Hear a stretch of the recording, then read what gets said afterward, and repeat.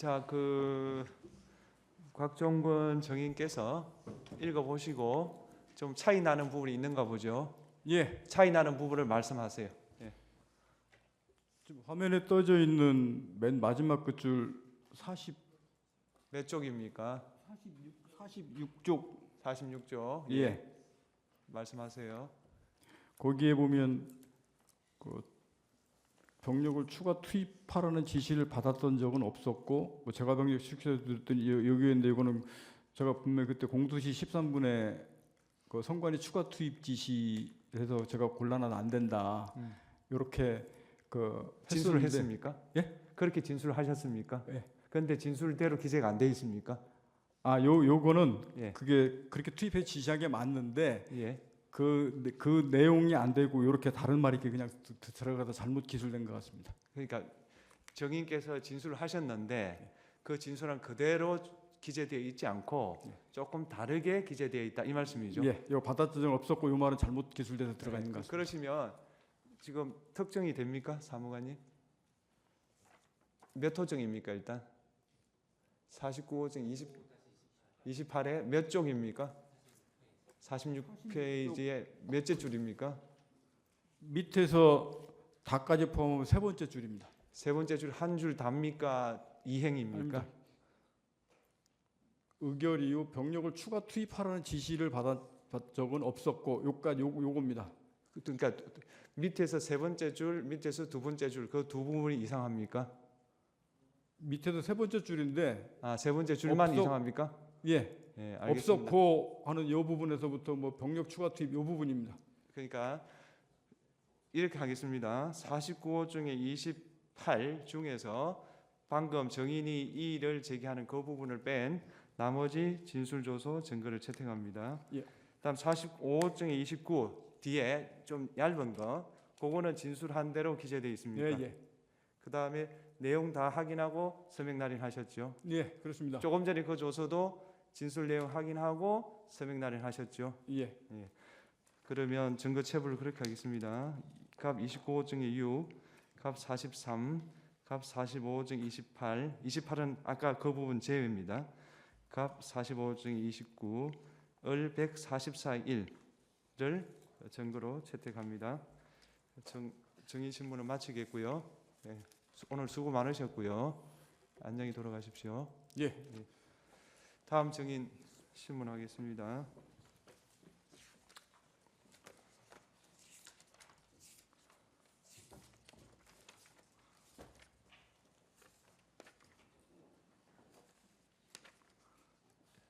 예.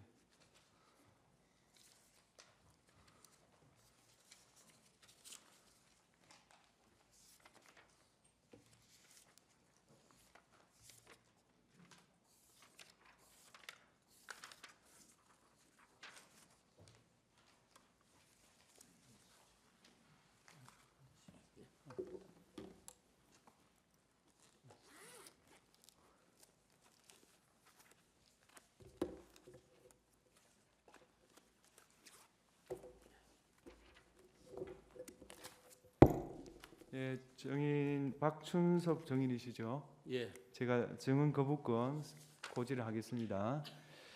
증인의 증언으로 본인이나 친족이었던 사람, 법정 대리인, 후견 감독인이 형사소추 또는 공소제기를 당하거나 유죄 판결을 받을 사실이 드러날 염려가 있는 경우에는 사유를 소명하고 증언을 거부할 수 있습니다. 증인이 선서하신 후에 개별적인 신문 사항에 대해서도 같은 이유로 증언을 거부할 수 있습니다. 증인이 선서하신 후에 거짓말을 하면 위정죄로 처벌받습니다. 이해되셨습니까? 예. 예, 증언 선서하십시오.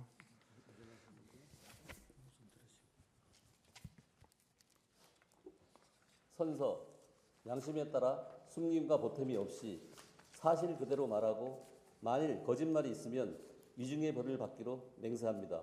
증인 박춘섭. 우선요. 오늘 한 1시간 정도 기다리셨죠? 예. 예, 기다리게 해서 죄송합니다. 주시문 하십시오. 30분입니다. 이동찬 변호사입니다. 증인 기재부, 국회 예결위 등에서 예산 관련 일들을 오래 해오셨고 기재부 예산실장 거쳐 2023년 11월부터는 현재까지 대통령 비서실 경제수석으로 계시죠.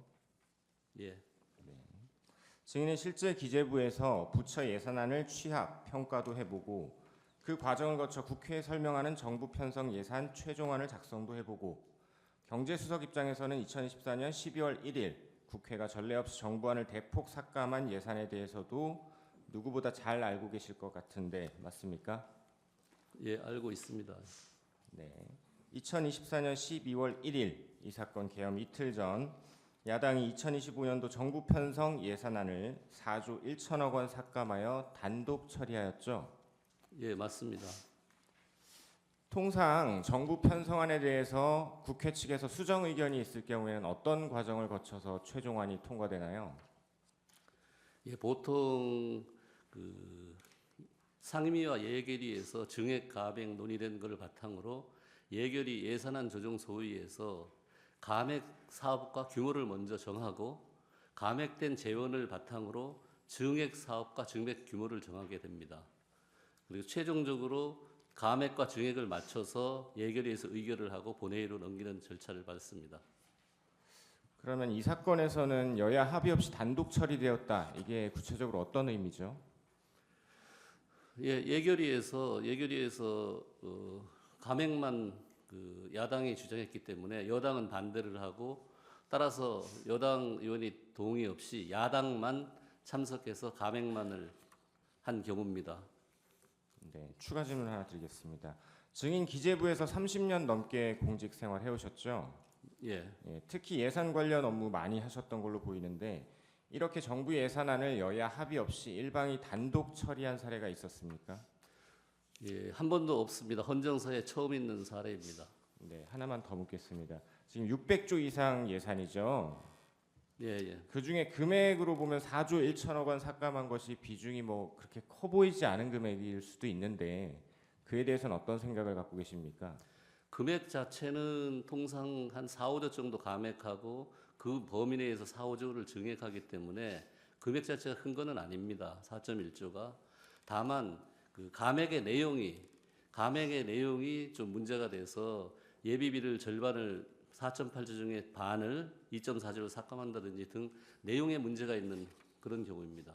네, 예비비 포함해서 국가안보나 경제 그리고 국정 운영에 아킬레스건을 건드리는 항목들을 건드렸기 때문에 문제가 된 거죠. 예, 예. 국방 예산 관련 질문 드리겠습니다. 북한은 2024년 그 순항, 탄도 등 미사일을 모두 20여 회 발사했고 얼마 전 설 연휴 첫날인 1월 15일에도 순항 미사일 발사했는데 알고 계시죠?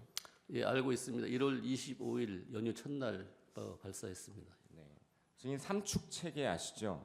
예, 예. 예, 북한의 핵과 미사일 기지를 선제 타격하는 킬체인 그리고 날아오는 미사일 요격하는 미사일 방어 체계 KAMD 그리고 대량 응징 보복 KMPR 이 삼축 체계가 북한의 핵과 대량 살상 무기 위협에 대응하는 우리나라 핵심 안보 전력 맞습니까? 예, 그렇게 알고 있습니다. 킬체인 핵심 전력은 지휘 정찰이던데 그 사업 예산을 야당이 전년 대비 4,852억 원 삭감한 것 맞죠? 아닙니다. 그건 국회에서 제가 알기로는 1,226억이 삭감됐습니다. 네. 전술 데이터 링크 시스템 성능 계략 사업 예산 226원 삭감 78% 삭감 맞습니까? 예, 맞습니다. 그 바다의 패트리어트라고 불리는 SM-6 미사일 이게 고도 방어망의 빈틈을 메우기 때문에 대한민국에 반드시 필요한 무기로 평가되고 있는 거 맞습니까? 예, 그렇게 알고 있습니다. 그래서 우리가 이제 2023년 미국으로부터 미사일 도입을 승인받았고 일본도 현재 150발 도입 추진 중이던데 야당이 SM-6 미사일 도입 예산 119억 5,900만 원을 96% 삭감시켜서 사실상 이 무기 도입을 중단시킨 거죠. 예, 근데 그게 국회 상임위 그 심사 과정에서 삭감이 되었고 그 이후에 예결위에서 야당 단독으로 통과됐습니다. 야당의 삭감 이유를 보면 사업의 추진 일정 및 가능성을 고려하여 계약을 위한 최소 착수금을 제외한 예산 삭감이라고 기재되어 있던데 이게 타당한 지적입니까? 그래서 그게 제가 알기로는 미국 측의 그 무기 개발 뭐 절차에 조금 이상이 생겨서 한 2년 지연이 됐기 때문에 그 부분을 감안해서 삭감한 걸로 알고 있습니다. 네. 야당은 북한의 도발 시 대량 응징 보복 핵심 부대인 특임여단 전략 보강 예산 42억에서 80% 삭감했죠. 예, 현대 전쟁에서 이제 드론이 필수 전략으로 평가받고 있는데 예산 측면에서 보면 드론의 효율성은 어떻습니까? 아무래도 드론이 적은 예산으로 큰 효과를 발휘하기 때문에 뭐 효율적이라고 보고 있습니다. 예를 들어서 전차를 격파할 때 지금 아파치 헬기를 쓰면 한 1,800억 정도 들어가는데 드론을 쓰면 한 66억 정도 든다고 합니다. 한 28배 좀 어떻게 보면 효율성이 있다고 보입니다. 증인은 북한의 드론이 서울 상공까지 침입했던 사실 알고 계신가요? 예, 알고 있습니다. 그리고 작년에는 북한이 대량의 우물풍선을 날려보내기도 했고 특히 북한과 가까운 지역 주민들은 현실적인 피해를 입기도 했었죠. 예, 그 방사청 대드론 통합체계 구축 예산은 적 드론과 우물풍선을 방어하고 직접 타격할 수 있는 핵심 전력으로 평가받고 그런데 야당이 북접경 지역 대드론 통합체계 예산을 100억 원에서 99억 5,400만 원 삭감하여 사실상 전액 삭감한 거죠. 예, 근데 그 부분도 이제 국회 상임위 심사 과정에서 뭐 여야 합의로 삭감이 되고 예결위에서 야당 단독으로 통과시킨 걸로 알고 있습니다. 삭감 이유를 보면 주파수 확보 제한 등에 따른 소요 수정 여부가 불확실하다. 이게 무슨 의미고 타당한 이유입니까? 주파수를 제가 알기로는 확보하지 못했다고 드론이 이제 운용되는 주파수가 있는데 그 주파수를 확보하지 못했다고 들었습니다. 네, 이런 국방 예산 삭감으로 대한민국 방어 시스템에 공백이 생기고 소위 잘 나가던 K 방산도 타격을 받을 수밖에 없었을 것으로 보이는데 어떻습니까? 예, 뭐 한국형 삼축 체제 구축이 반드시 필요한데 북한의 공격에 대비하기 위해서는 필요한데 이런 구축하는 시스템이 좀 늦어진다면 우리 안보 체계가 뭐 공백이 예상되고 또 아무래도 무기를 생산한 기업 입장에서 보면 또 생산을 할 수 없으니까 K 방산 같은 데도 조금 불리하지 않을까 생각을 합니다. 네. 정부가 초급 간부 당직 근무비 인상과 복지 개선 등 처우 개선 예산 요청했었는데 야당이 감액 예산만 일방 통과시켰죠. 예, 그 부분은 정부안에가 있었던 건 아니고요. 그 국회 상임위에서 여야 간에 증액하기로 합의를 했는데 예결위에서 감액 예산만 통과시키는 바람에 증액되지 못했습니다. 네. 국방 관련해서 종합해서 여쭈면 예산 분야의 전문가이자 대통령의 경제 참모인 증인이 보실 때 이렇게 삼축 체계, 드론, 초급 간부 처우 개선 등 국방 예산을 항목별로 전액 또는 대폭 삭감했을 때 우리나라 국방이나 안보 그리고 나아가서 우리나라 경제에 미치는 영향은 어떻고 또 어느 정도로 평가됩니까? 예, 국방 안보는 첨단 무기하고 또 첨단 무기를 운용하는 기술력 있는 군인이 필요하다고 생각합니다. 그런데 이제 첨단 무기 확보가 늦어지고 또 군인들도 자꾸 제대를 하고 군을 떠난다 그러면 우리 안보에 장기적으로 문제가 많다고 생각을 하고 있고요. 경제에도 뭐 당연히 부정적 영향을 미친다고 생각을 합니다. 네. 에너지 안보 관련해서 여쭙겠습니다. 에너지 안보라는 개념에 대해서 설명을 좀 해주실 수 있을까요? 예, 뭐 우리가 안보라는 개념을 쓸 때 뭐 에너지 안보, 식량 안보 이런 얘기도 많이 하는데요. 에너지가 이제 국가 안보에 결정적으로 영향을 미친다. 에너지가 없을 경우에는 우리가 전차를 움직일 수도 없고 비행기를 운영할 수도 없고 하니까 이런 부분을 에너지 안보라고 지금 용어로 쓰고 있습니다. 네. 최근 러시아 우크라이나 전쟁을 계기로 에너지 안보가 세계적으로 더 중요한 이슈가 되었다 이런 평가들이 있는데 구체적으로 왜 이 러우 전쟁을 계기로 에너지 안보가 더 중요한 이슈가 됐고 그것이 경제와 어떤 연관이 있습니까? 예, 러시아가 에너지 대국입니다. 그래서 유럽에서 러시아로부터 뭐 원유라든지 천연가스, 석탄을 도입하는데 EU 유럽의 그 러시아 에너지 의존도가 한 40% 정도 됩니다. 그런데 2022년 2월에 러우 전쟁, 러시아 우크라이나 전쟁이 발발하면서 러시아로부터 EU가 수입을 에너지를 수입하지 못하기 때문에 에너지 가격이 굉장히 많이 올라갔습니다. 그러면서 물가도 올라가고 하고 여러 가지 이제 경제가 안 좋아지니까 에너지 안보가 중요해지고 그런 상황이었습니다. 우리나라의 경우에도 그 국제 에너지 가격이 올라가면서 2022년 7월에 우리 소비자 물가 상승률이 6.3%까지 치솟아서 굉장히 고생을 한 기억이 있습니다. 우리나라의 경우에는 석유, 가스 등 에너지 자원 전량 수입하고 있죠, 사실상. 예, 그렇습니다. 우리나라 같이 자원을 해외에 의존하는 국가의 경우에 앞서 말씀하신 것 같은 어떤 국제적 이슈로 인해서 국제 에너지 가격에 변동이 있으면 어느 정도, 그러니까 자원이 생산되는 국가에 비해서 어느 정도 더 큰 타격을 입습니까? 조금 전에 말씀드린 EU에서 독일 같은 경우에 특히 그 태양광 발전으로 전향하면서 그 가스 수입이 안 돼서 그 당시에 전기 요금이 10배까지 올라갔던 그 경험이 있고요. 우리 같은 경우에도 2022년에 에너지 가격이 올라가면서 에너지 수입 대금이 통상 1,100억, 1,200억 달러 정도 되는데 200억 달러 되는데 그 해에는 1,900억 달러가 넘어가면서 약 70% 정도 더 수입 부담이 늘어났습니다. 작년 대왕고래에 이어서 며칠 전 일명 마귀상어라고 불리는 석유 매장 가능성이 있는 유망 구조가 추가로 발견됐죠. 예, 그렇습니다.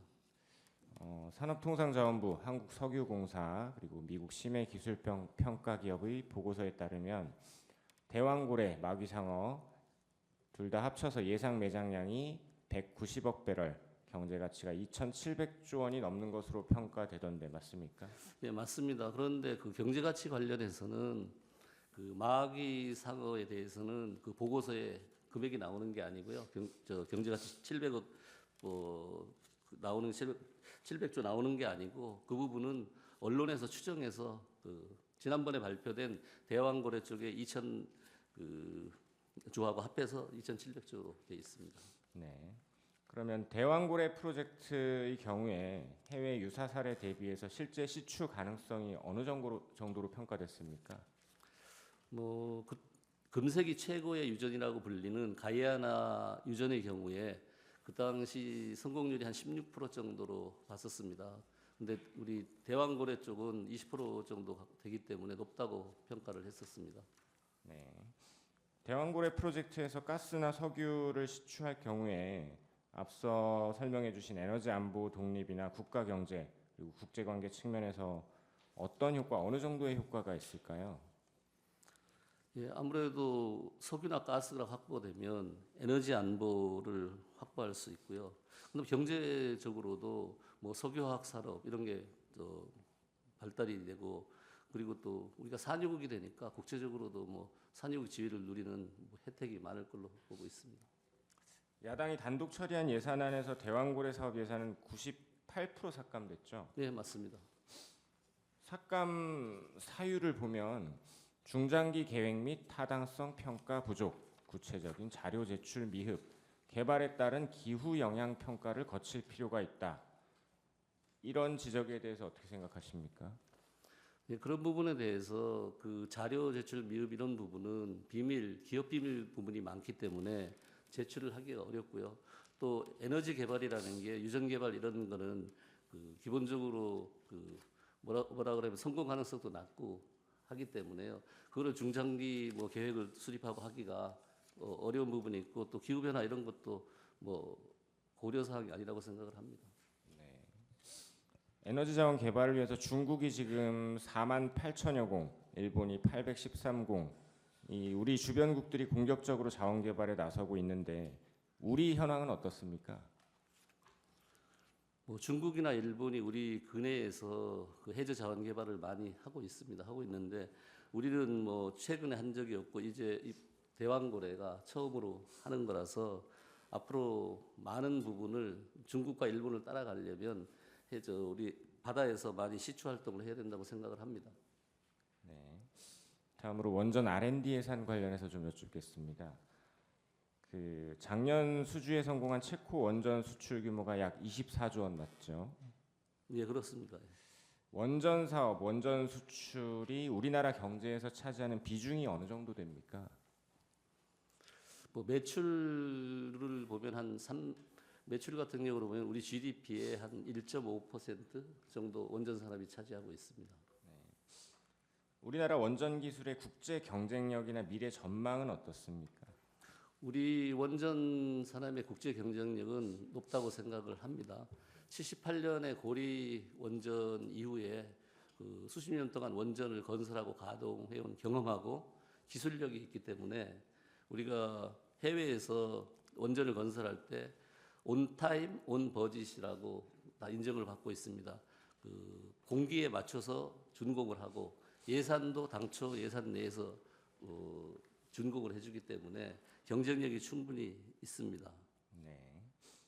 과거 우리가 아랍에미리트에도 원전 수출했었죠. 예, 그 원전 수출 계기로 외교 관계까지 우호적으로 개선돼서 현재까지 유지되고 있다고 평가받는데 어떻습니까?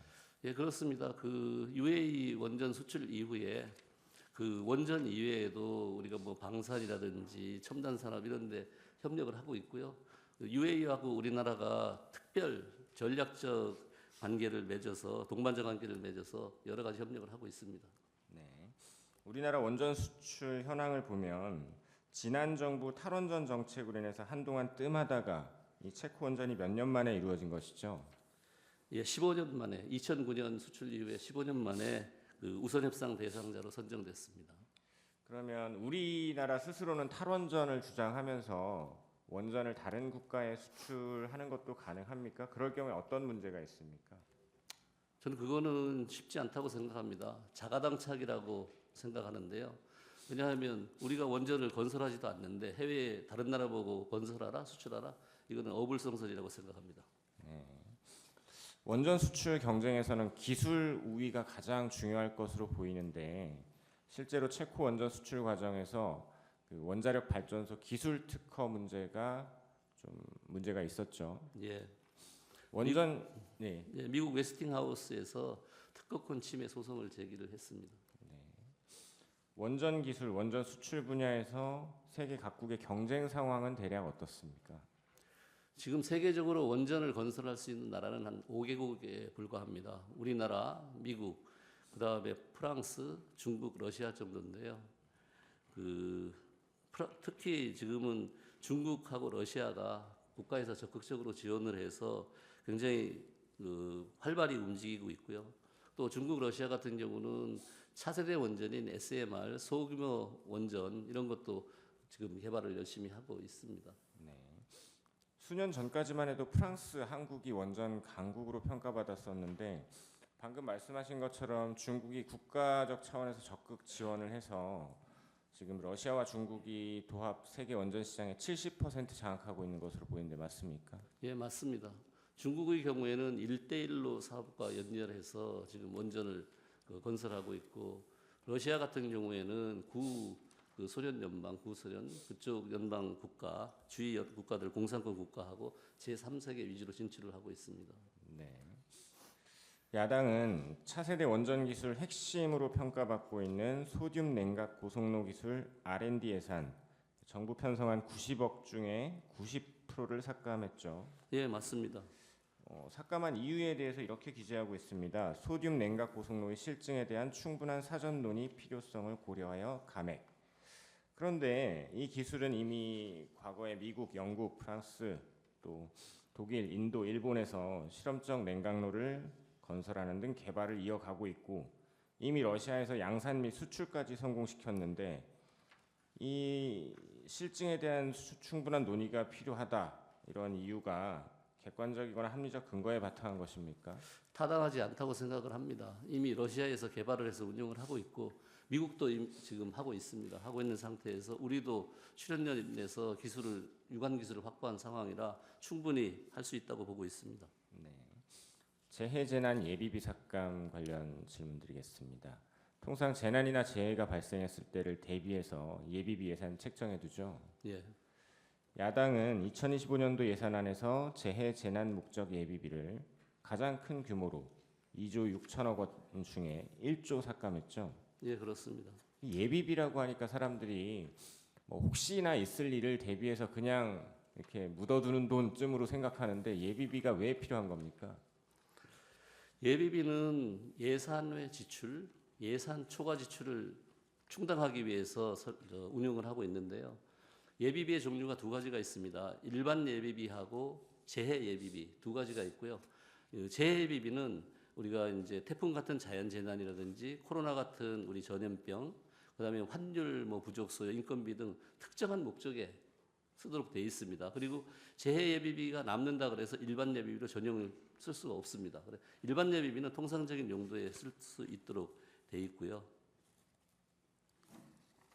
그러면 재해재난 예비비를 이렇게 많이 삭감했을 때 재해재난에 대비하는 것 외에 국정 운영이나 다른 정책에도 어떤 영향이 있습니까?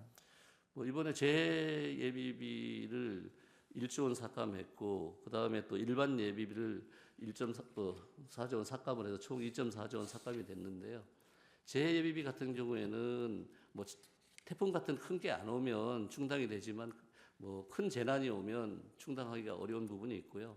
일반 예비비 같은 경우에는 지금 규모가 남아 있는 게 0.8조밖에 없습니다. 그런데 지난 3년간 실 집행액이 1.2조입니다. 평균 연지출액이. 따라서 일반 예비비는 지금 굉장히 거의 없다. 사실상 지금 일반 예비비 남아 있는 0.8조도 국정원에서 사용하는 안보 비용이 0.7조가 넘고 그 일반적으로 쓸 수 있는 용도의 예비비는 400억 정도에 불과해서 금년에는 일반적인 용도 예비비는 쓸 수가 없습니다. 다음으로 민생 예산 질문 드리겠습니다. 저출산, 아이돌봄, 그리고 청년 일자리 정책 이 세 가지는 이번 정부에서 가장 중요한 정책 중 하나로 삼고 있는 것들이죠. 예, 그렇습니다. 대통령은 임기 초부터 저출산 고령사회위원회 만들고 인구전략기획부 설립을 추진하고 이렇게 저출산과 아이돌봄 정책을 적극 추진했었죠. 예, 그런데 저출산 고령사회위원회는 뭐 전에부터 있었던 거고요. 윤 대통령께서 하신 일은 저출산 고령사회위원회 민간인 부위원장을 부총리급으로 격상하고 인력도 늘려서 일을 제대로 하게 했던 겁니다. 이번에 야당은 청년 일자리 지원 예산도 46억 삭감했죠. 예, 그렇습니다. 취약계층 아동 지원 사업 예산도 21억 4,800만 원 삭감 맞죠? 예. 그런데 국회 상임위 심사 과정에서 그 부분도 삭감이 됐고 예결위에서 야당 단독으로 통과하면서 감액이 됐습니다. 네. 아이돌봄 지원 예산 384억 삭감 맞습니까? 예, 맞습니다. 아이돌봄 지원 예산 삭감의 경우에 삭감 이유를 보면 이용 대상자의 소득 기준 완화에 따라 대상자가 1만 명 추가되었는 바 아이돌봄이 인력 연계 미흡으로 인한 불용액을 고려하여 감액이라고 되어 있습니다. 상식적으로 이용 대상자가 1만 명 늘면 예산이 증액돼야 되는 거 아닙니까? 예, 그 부분은 맞는 말씀입니다. 대상자가 늘어서 증액이 돼야 되는데 국회에서는 상임위에서는 2023년에 집행률이 떨어진다고 해서 그 부분을 감안해서 10%를 정부안에서 10%를 감했습니다. 그래서 그 전체 예산 수준은 2024년과 2025년이 비슷한 수준으로 돼 있는 상황입니다. 네. 야당은 부처 중에 복지부 예산 가장 많이 2,689억 삭감했던데 맞습니까? 제가 뭐 비교를 안 해봐서 확실하게는 모르겠습니다만 복지 쪽이 많이 삭감됐습니다. 예, 최근 기사를 보면 야당이 보건복지부 중증외상센터 전문의 수련센터 지원 사업 예산을 전액 삭감해서 11년간 운영되어 오던 국내 유일의 중증외상 전문센터가 이번 달 28일에 문을 닫게 되었다라는 기사가 있던데 맞습니까? 뭐 제가 그 부분은 정확히는 모르겠지만은 복지 관련 많은 예산들이 상임위 심사 과정에서 삭감되고 예결위 그 과정에서 그 야당 단독 통과로 반영이 안 된 걸로 알고 있습니다. 또 최근 법무부 인사검증단 아시죠? 예, 그 운영 경비가 전액 삭감돼서 그 소속 공무원들이 화장실도 근처 다른 건물 가서 쓰고 쓰레기 봉투도 집에서 가져와 쓰고 있다는 이야기 들어보셨습니까? 예, 언론에서 봤습니다. 수사기관 특활비 특경비 예산 질문드리겠습니다. 증인 공직에 계시면서 특활비나 특경비 사용해 보셨나요? 예, 해봤습니다. 이게 야당이나 일각의 주장처럼 특활비, 특경비가 소위 깜깜이 예산이고 개인 용도로 쓸 수 있는 예산입니까? 예, 그렇지는 않습니다. 그럼 왜 이런 지적이 나온다고 보십니까? 특활비라는 부분이 기밀을 요하는 사건이나 수사에 직접 활용되는 그런 경비이기 때문에 어느 정도 제한이 있습니다. 따라서 이 특활비 같은 경우에는 사용 일시하고 금액만 명시를 하면 되고 구체적인 내용은 하지 않아도 되는데 현재 그 부분이 이제 국회에서 문제 삼고 있는 내용입니다. 그 전 정부 검찰 특활비를 보면 179억에서 94억, 84억, 80억 계속 줄어들었던 것 같은데 맞습니까? 예, 맞습니다. 이 수사기관 특활비, 특경비 왜 필요한 것입니까? 예, 마약 수사 같은 경우를 할 때 보면은 그 마약 사범을 검거하기 위해서 현장에 뭐 며칠 동안 잠복 수사관들이 하기도 하고 또 마약 거래, 위장 거래를 하기 위해서 그 대금을 지급을 하기도 해야 됩니다. 그리고 또 정보원비, 그 첩보를 제공하는 정보원한테 정보원비도 제공해야 되는데 현 예산 체계상 제도상으로 현금을 자유롭게 지급할 수 있는 경우는 특활비밖에 없습니다. 나머지는 다 카드 처리되고 전부 현금으로 집행하기가 어려운 그런 내용들입니다. 네. 그래서 증빙 자료 제대로 제출 안 한다고 예산 삭감하는 게 부당한 것이죠. 예, 특활비의 성격상 기밀을 요하고 하기 때문에 그 증빙 자료를 날짜하고 금액으로 해도 괜찮다고 지금 돼 있는 겁니다. 네. 최근 통계를 보면 마약 사범이 5년 만에 5배 정도 늘었다. 이런 얘기가 있습니다. 이에 대해서 조국혁신당 황운하 의원은 더불어민주당 시절에 5년 만에 겨우 5배 늘어 마약과의 전쟁 선포할 수준 아니다라고 했는데 어떻습니까? 다른 국가와 비교할 때 그리고 우리나라에서도 그 이전까지 통계에 비추어서 5년 만에 5배 늘어난 것이 겨우라고 말할 수 있는 수준입니까? 그렇지 않습니다. 굉장히 많이 늘었다고 생각합니다.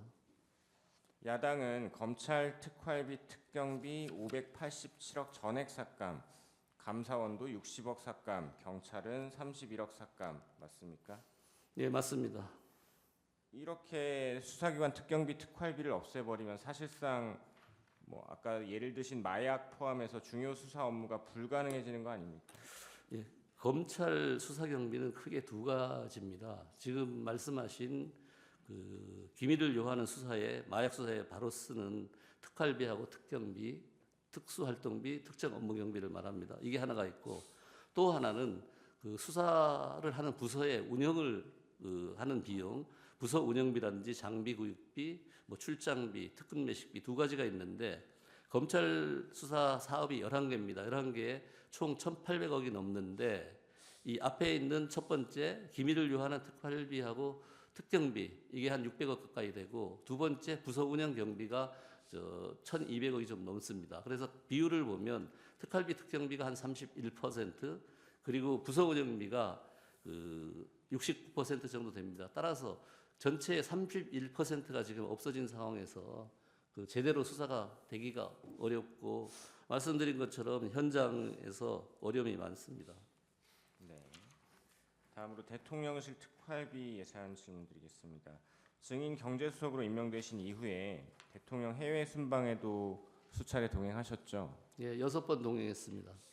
대통령이 순방을 나가면 잘 모르시는 분들은 여행 다니는 것쯤으로 치부하는 경우가 있는데 실제 대통령이 순방을 가면 일정이 대략 어떻게 구성됩니까? 예, 상대국하고의 공식 일정 그리고 이제 그 현지에 있는 우리 기업 교민들과의 그 행사 등 이런 게 많아서 새벽 일찍부터 밤 늦게까지 일정이 굉장히 많습니다. 그 대통령께서는 제대로 잠도 못 자고 일정을 소화하고 있는 상황입니다. 네. 순방이나 외교 행사 관련해서 대통령실에 배정된 특활비가 사용되는 것이죠. 예, 일부 사용됩니다. 그렇게 사용되는 특활비 중에 대통령이 사적으로 사용할 수 있는 부분이 있습니까? 대통령이 사적으로 사용하는 부분은 전혀 없습니다. 문재인 정부에서 대통령 특활비 96억 5천 맞습니까? 예, 맞습니다. 2025년 요청한 특활비 이번에 82억 5천만 원 맞습니까? 예, 맞습니다. 전액 삭감해서 영원 만들었죠. 예, 맞습니다. 네, 제안하겠습니다. 반대 신문 30분 하십시오. 증인 이쪽 보시죠. 예. 먼저 그 들어가기 전에 이 사건이 어떤 사건인지는 아시죠? 비상계엄 선포 행위로 피청구인이 어떤 위헌 위법 행위를 했는지를 따지는 탄핵 심판이잖아요. 예, 예. 그런 사건에서 피청구인이 지금 비상계엄 선포 담화나 이후의 여러 가지 담화 과정에서 국회 예산 삭감이나 감액 이거를 국회 폐악질, 국회 반국가 행위, 국정 마비 행위 이렇게 부르면서 비상계엄 선포했는 거 아시죠? 예, 예. 그래서 저희가 예산 관련된 부분을 조금 뒤로 미루고 비상계엄 관련된 부분을 먼저 여쭤볼 건데요.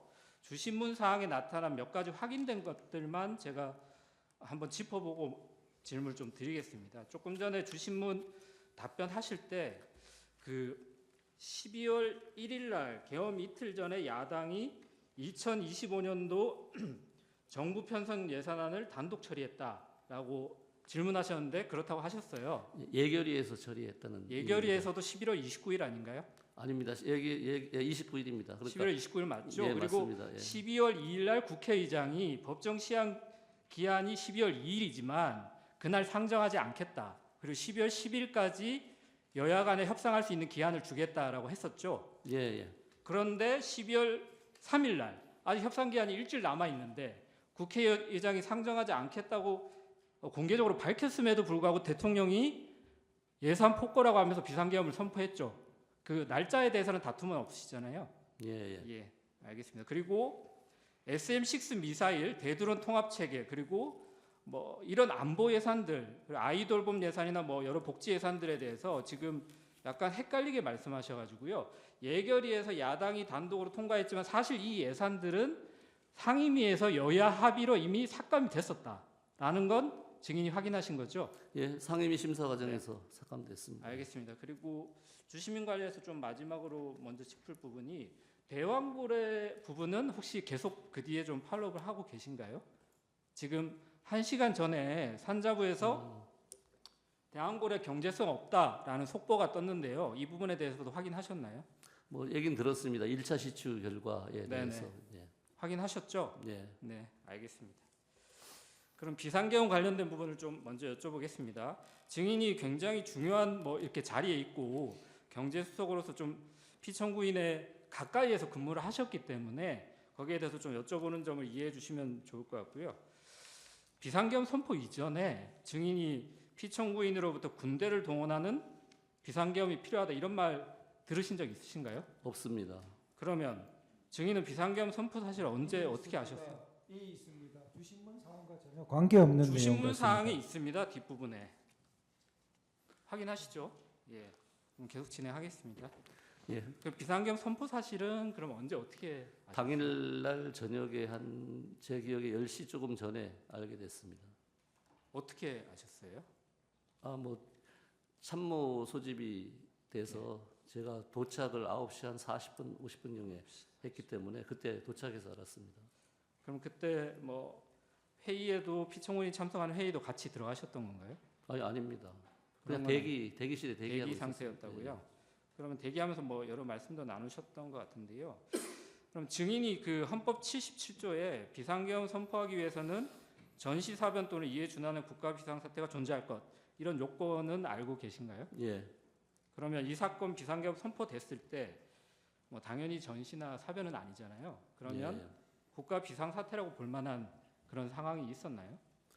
그 부분은 이제 뭐 여기서 우리 헌법재판소에서 판단을 해주실 거로 보고 있고요. 네, 증인의 이제 경제적 관점에서 예산 전문가시니까 지금 이 예산 폭거를 가지고 뭐 국정이 마비된다고 해서 비상계엄 선포를 하신 거잖아요. 예. 뭐 제 생각을 말씀드리면 네. 그 이어지는 줄 탄핵이라든지 재정 부담이 되는 여러 입법, 일방적인 입법 이런 시도, 그 다음에 예산 예결위에서 통과됐지만은 예산 일방 삭감 이런 게 종합적으로 원인이 되었을 것으로 생각을 합니다. 증인도 비슷한 상황 인식을 가지고 있다 이런 뜻으로 이해하면 될까요? 그러니까 그 판단은 우리 네네. 헌법재판소 알겠습니다. 그러면 네. 그 최상목 권한대행이 지금 기재부 장관이시고 증인 이전에 이제 대통령실 경제수석이셨잖아요. 근데 이 비상계엄 선포 후에 최상목 권한대행하고 비상계엄 관련된 대화를 나누신 적이 있을까요? 없습니다. 아, 대화를 전혀 안 나누셨어요? 예. 아니 왜냐하면 이게 뭔가 경제적으로 큰 영향이 있을 것 같은데 경제수석이 기재부 장관하고 경제에 미칠 영향에 대해서 대화를 나눌 것 같거든요. 근데 전혀 뭐 전화 통화도 없고 그랬어요? 예, 전화 통화한 적 없습니다. 대화도 하신 적 없고요. 딱 전화 통화 한 번 제가 번? 받아본 네. 거는 제가 여기 증인 채택됐다고 무슨 이유로 됐는지 아, 본인 직접 통화는 아니고 아, 비서실에서 한번 연락이 온 거 외에는 없습니다. 알겠습니다. 그러니까 다만 회의 같은 데서 만나기 때문에 회의 같은 데서 만났을 때 얘기는 하지만 비상계엄과는 얘기한 적은 없습니다. 아니 비상계엄하고 탄핵 때문에 뭐 이렇게 경제적으로 문제가 있다 이런 얘기들이 많이 있는데 경제적인 뭐 대한민국 경제를 책임지는 어떤 사령탑 같은 분들이 이거에 대해서 대화를 안 나누시나요? 예, 제가 직접 한 적은 없습니다. 알겠습니다. 그럼 최상목 권한대행이 비상계엄 선포 후에 국회에서 이런 말씀을 하셨거든요. 비상계엄 선포 직전에 대외 신인도와 경제에 미친 부정적 영향이 막중할 것이다 라면서 이제 반대를 했고 본인은 비상계엄은 헌법과 법률에 비춰볼 때 잘못된 결정이다 이런 입장을 밝혔어요. 물론 이제 그 국회 국조특위에서 대독을 하시긴 했는데 이런 입장을 밝혔고 그 이전에도 국회에서 여러 가지 뭐 비슷한 입장을 밝히셨습니다. 이런 사실은 알고 계시죠? 예, 언론에서 봤습니다. 증인은 같은 생각인가요? 뭐 그 부분은 헌법재판소 판결로 말씀하시기 좀 곤란하다는 나올다고 말씀이시죠? 보겠습니다. 알겠습니다. 29호증에 24 제시하겠습니다. 이게 이 문서가 비상계엄 선포 당일에 피청구인이 기재부 장관에게 건네준 문서인데요. 그 증인은 이 문건은 비상계엄 선포 전에 뭐 검토하거나 보신 적 있으신가요? 비상계엄 선포 전이나 후에 네. 한 번도 본 적이 없습니다. 뉴스를 통해서라도 예. 네, 보셨죠? 그러면 뉴스 통해서 봤습니다. 네네. 이 문서를 보면 밑에 보시면 첫 번째 예비비를 조속한 시일 내에 충분히 확보하여 보고할 것 이렇게 기재가 되어 있습니다. 헌법 55조에 의하면 예비비 총액은 국회 의결을 얻어야 되는데 기재부 장관이 이렇게 임의로 확보를 할 수 있나요? 글쎄요, 뭐 어렵다고 봅니다. 어렵다고 봐야 되겠죠. 예, 예. 어렵다고 하는 게 법적으로 좀 가능하지 않다라는 의미로 이해하면 될까요? 글쎄요, 그 부분은 뭐 제가 검토를 해보지를 않아서 잘 아니, 모르겠습니다. 어렵다고 평가를 하셨길래 제가 그러니까 여쭤보는 겁니다. 법 조항을 말씀하시니까. 네네. 뭐, 알겠습니다. 예. 그러면 같은 문서에 밑에 국가 비상 마지막인데요. 입법기구 관련 예산을 편성할 것 이렇게 기재가 되어 있는데요. 국회에서 심의 의결된 예산안을 기재부가 임의로 이렇게 전용해서 편성을 할 수 있나요? 평상시에는 할 수가 없습니다.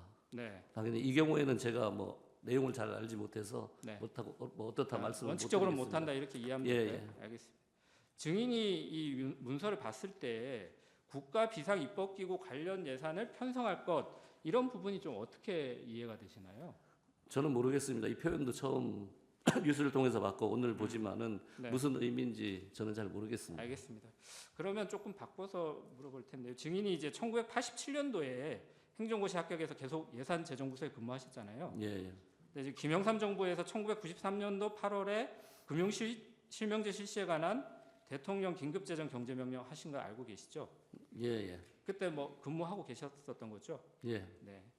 그럼 대통령이 헌법 제76조에 따라서 긴급재정 경제명령을 발하기 위해서 이렇게 밑에 적힌 국가 비상 입법기구 관련 예산이라고 되어 있는 그 부분처럼 국가 비상 입법기구가 별도로 이런 긴급재정 경제명령을 위해서 구성이 되고 별도로 예산을 편성하는 게 이렇게 필요한가요? 증인의 경험에 비춰봤을 때?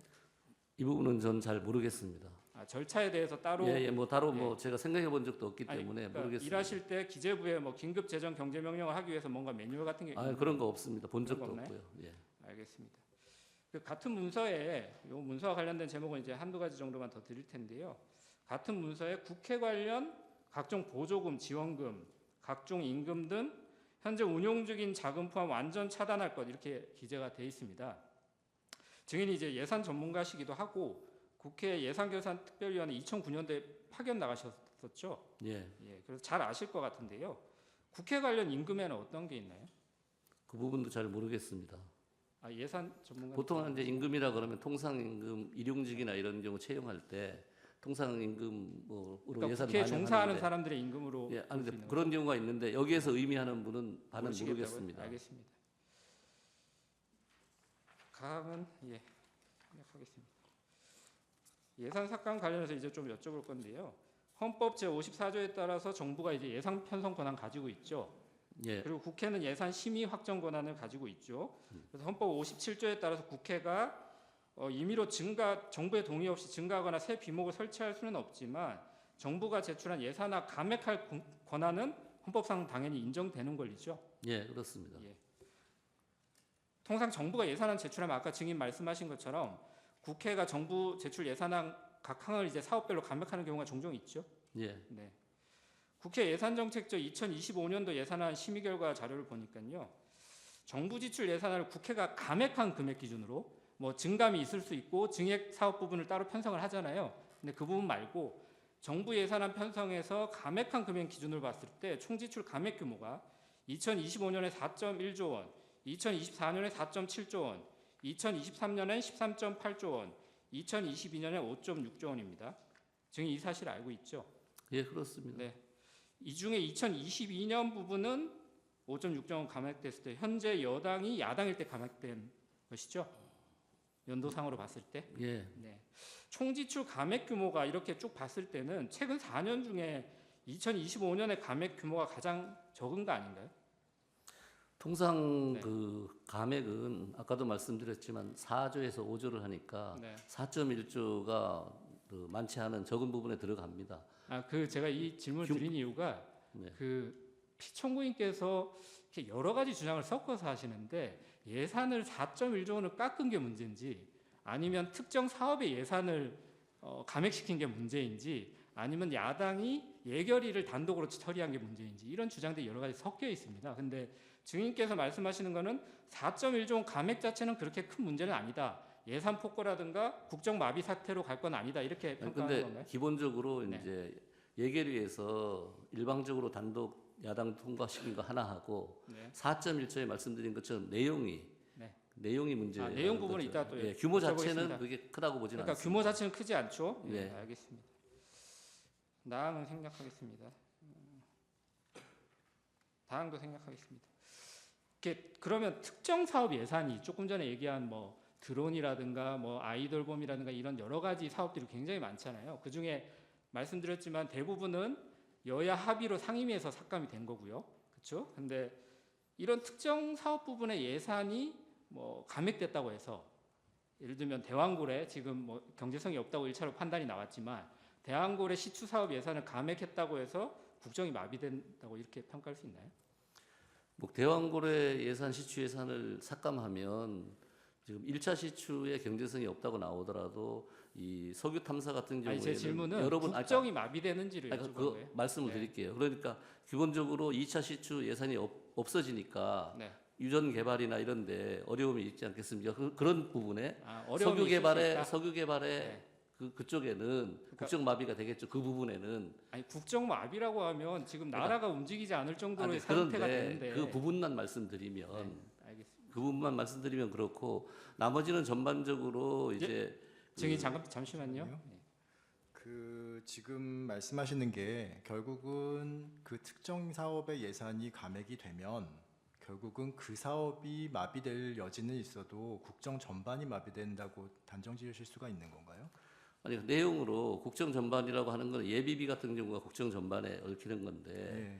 그런 그러니까요. 부분에 문제가 예비비만의 문제가 아니잖아요, 지금. 예, 그러니까요. 예. 그다음에 특수활동비, 특정 업무비 뭐 이런 거 감액된 것도 수사 같은 걸 잘 못하니까 마약 수사 같은 게 차질을 빚고 그러니까 하는 마약 수사 그런 차질을 빚으면은 지금 국정이 마비되고 지금 계엄을 선포할 수 있는 국가 비상 사태냐고요. 그걸 여쭤보는 거예요. 아니 그 부분은 구체적인 부분은 어차피 우리 헌법재판소에 판결을 내릴 거니까 그러니까 지금 제가 경제 뭐 전문가로서 답변 어떻게 드릴 필요는 없는 것 생각하시냐고 같습니다. 여쭤보는 거예요. 그러니까 그 부분은 그냥 판결에 저는 맡기면 된다고 생각합니다. 헌법이 정부에 이렇게 예산 편성권을 주고 국회에는 예산안 심의 의결권을 주는 의미가 정부와 국회가 서로 협의해서 국가 예산을 결정하라는 거잖아요. 예, 네, 그렇습니다. 그런 이해로 보면 되겠죠. 예. 그럼 거기에 좀 추가해서 여쭤보면요. 지금 그 국회 예산안 시정 연설이 올해 2024년 11월 4일 날 원래 진행이 돼야 되는데 그때 대통령 피청구인 참석 안 하셨죠? 예. 이게 지금 박근혜 대통령 이후로 11년 동안 계속 이어지다가 올해 처음으로 참석을 안 하셨거든요. 근데 예산안이 이렇게 중요하고 이 뭐 얼마나 그 여야 합의로 감액된 이 예산안에 대해서 얼마나 중요하게 생각하셨을지 모르겠지만 이 예산안 감액이 국가 비상사태고 야당의 폭거라고 생각하시면서 11월 달에 예산안 시정연설을 하는데 참석을 안 하셨단 말이에요. 야당을 설득하고 국회를 설득해야 되는데 그럼 정작 대통령이 어떤 노력을 하셨을까 좀 의문이 드는데요.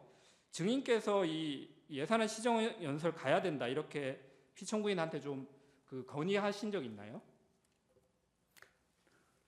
논의는 우리 내부적으로 했었습니다. 아니, 논의를 피청구인한테 직접 건의하신 적이 있으시냐고. 하고, 직접은 안 하고 같이 뭐 있을 때 얘기를 그러면 했고요. 증인이 알고 있기에 피청구인이 안 가신 건가요? 못 간 건가요? 뭐 예를 들면 몸이 불편하다든가 아니면 내 개인적으로 불편해서 야당 의원들 보기 싫어서 못 간다겠다 이런 이유들이 있을 수는 있잖아요. 그 부분은 제가 정확히 모르겠습니다. 정확히 모르시고요. 예. 어쨌든 안 가신 거잖아요. 예. 그럼 이거 보고하신 분은 누군가요? 이렇게 가셔야 된다고 설득하시는 분은? 비서실장이신가요? 그건 정확하게 기억이 나지 않습니다. 왜냐하면 정무라인들도 있고 예. 하기 때문에요. 알겠습니다. 네. 그러면 예. 일단 11번 생략하고요. 12번부터 물어보겠습니다. 아까 주시문 46번 말씀하시면서 지금 지난 3년간 일반 예비비 지출 평균이 1.2조 원 정도다라고 말씀하셨습니다. 맞습니까? 예, 맞습니다. 예. 지금 네. 12번의 마항부터 좀 질문하겠습니다. 2023년에 예산에 대해서 정부가 2024년 4월에 결산 보고서를 제출했습니다. 그렇게 제출된 건 알고 계시죠? 예, 보지는 못했습니다. 예. 그 제출된 결산 보고서에 따르면은 2023년도 예비비 예산 4.6조 원에서 1.3조 원이 지출이 됐습니다. 알고 계시나요? 아니요, 숫자는 제가 기억을 하지 못합니다. 아까 3년간 예비비 지출 평균을 예, 알고 그건 계셔가지고, 아는데 예. 예비비가 아니라 일반 예비비. 일반 예비비. 그러니까 그러니까 일반 예비비 지출이 2023년에 1.3조 원이거든요. 근데 그 중에서 일반 예비비가 그러면 1.2조 원 정도 지출이 됐다고 생각하시는 예, 거예요? 그 정도 되고 그에 아마도 재예비비가 적게 나갔으면 재예비비는 재해가 거의 안 전혀 나갔다. 없었다는 예. 얘기가 되겠죠. 알겠습니다. 그러면은 지금 일반 예비비랑 목적 예비비가 있는 거잖아요. 예, 예. 예, 그리고 이번에 감액된 2.4조 원 예비비 중에서 일반 예비비 1.4조 원이 감액되고 목적 예비비 1조 원이 감액됐죠. 그러면 지금 남아 있는 2.4조 원 중에서 일반 예비비와 목적 예비비는 얼마씩인가요? 지금 일반 예비비가 0.8조 원이 남아 있고 목적 예비비, 재해 예비비가 아까 말씀드린 것처럼 1.6조가 남아 있는 거죠. 1.6조요. 예. 근데 재해 예비비가 문제가 아니고 네. 목적 예비비 문제가 아니고 일반 예비비 0.8조가 문제라고 제가 그러니까요. 말씀드린 예, 거죠. 그것 때문에 여쭤보려고 제가 네. 이거를 물어봤는데요. 지금 3년간 평균으로 일반 예비비가 1.2조 원이 지출이 되고 그다음에 재해 예비비는 굉장히 적은 금액들이 지출이 되어 왔던 거잖아요. 예, 그렇습니다. 예, 그러면은 사실은 이번에 4.1조 원 아니 2.4조 원 예비비를 편성을 하실 때 일반 예비비를 훨씬 더 높여서 편성을 하셔야 되는 거 아닌가요? 근데 거의 비슷한 금액으로 편성을 하신 거 아니에요? 편성은 예년하고 비슷하게 한 예년하고. 겁니다. 근데 예년에서 지금 예년을 보면은 지출되는 일반 예비비가 훨씬 많고 재예비비가 적은데 그럼 정부에서 예산안 편성을 잘못하신 거 아니냐는 말씀이에요. 아니 일반 예비비를 2.2조를 편성했기 때문에 네. 3년 평균에 매년 1.2조밖에 안 나가니까 충분히 많이 편성했죠. 자, 그러면은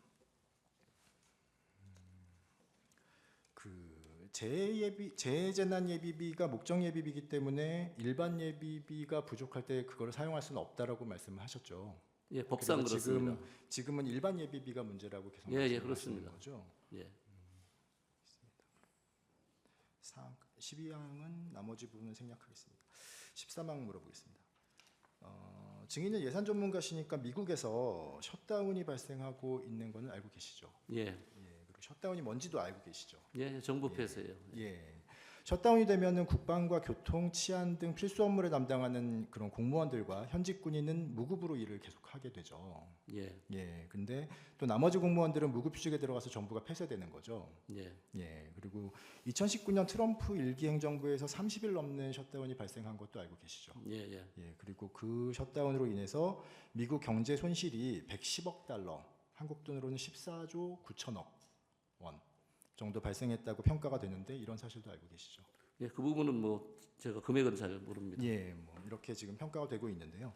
그리고 2076년부터 2024년까지 미국에서 이런 셧다운이 22번 발생했다는 것도 알고 계시나요? 뭐 자주 있다는 건 알고 있습니다. 예, 이렇게 자주 있는 셧다운에서도 셧다운이 발생했을 때 이거 다 예산 문제잖아요. 그렇죠? 예, 예, 그리고 미국 의회에서 예산안을 통과를 안 시켜줘가지고 발생하는 문제인 거죠. 예. 예. 그런데도 미국 행정부가 군대까지 동원해서 의회를 압박한다 이런 얘기는 들어보신 적이 있나요? 없습니다. 예. 14항은 다 생략하겠습니다. 아까 잠깐 이제 여쭤봤던 것이 2024년 12월 2일에 이제 국회의장이 예산안 의결에 관해서 예결위 통과한 예산안을 2012년 12월 2일에 본회의에 상정하지 않겠다. 그리고 정기국회가 끝나는 12월 10일까지 예산안을 처리해야 되니 합의를 해달라. 이렇게 요청을 하고 예산안 의결을 미룬 거는 알고 계신다고 하셨죠. 예, 언론에서 봤습니다. 예. 예. 이런 내용을 증인은 피청구인에게 보고를 하셨나요? 아니요, 보고하지 않았습니다. 보고를 안 하셨어요? 왜안 보고할 하셨죠? 뭐 시간적 그런 게 없는 게요.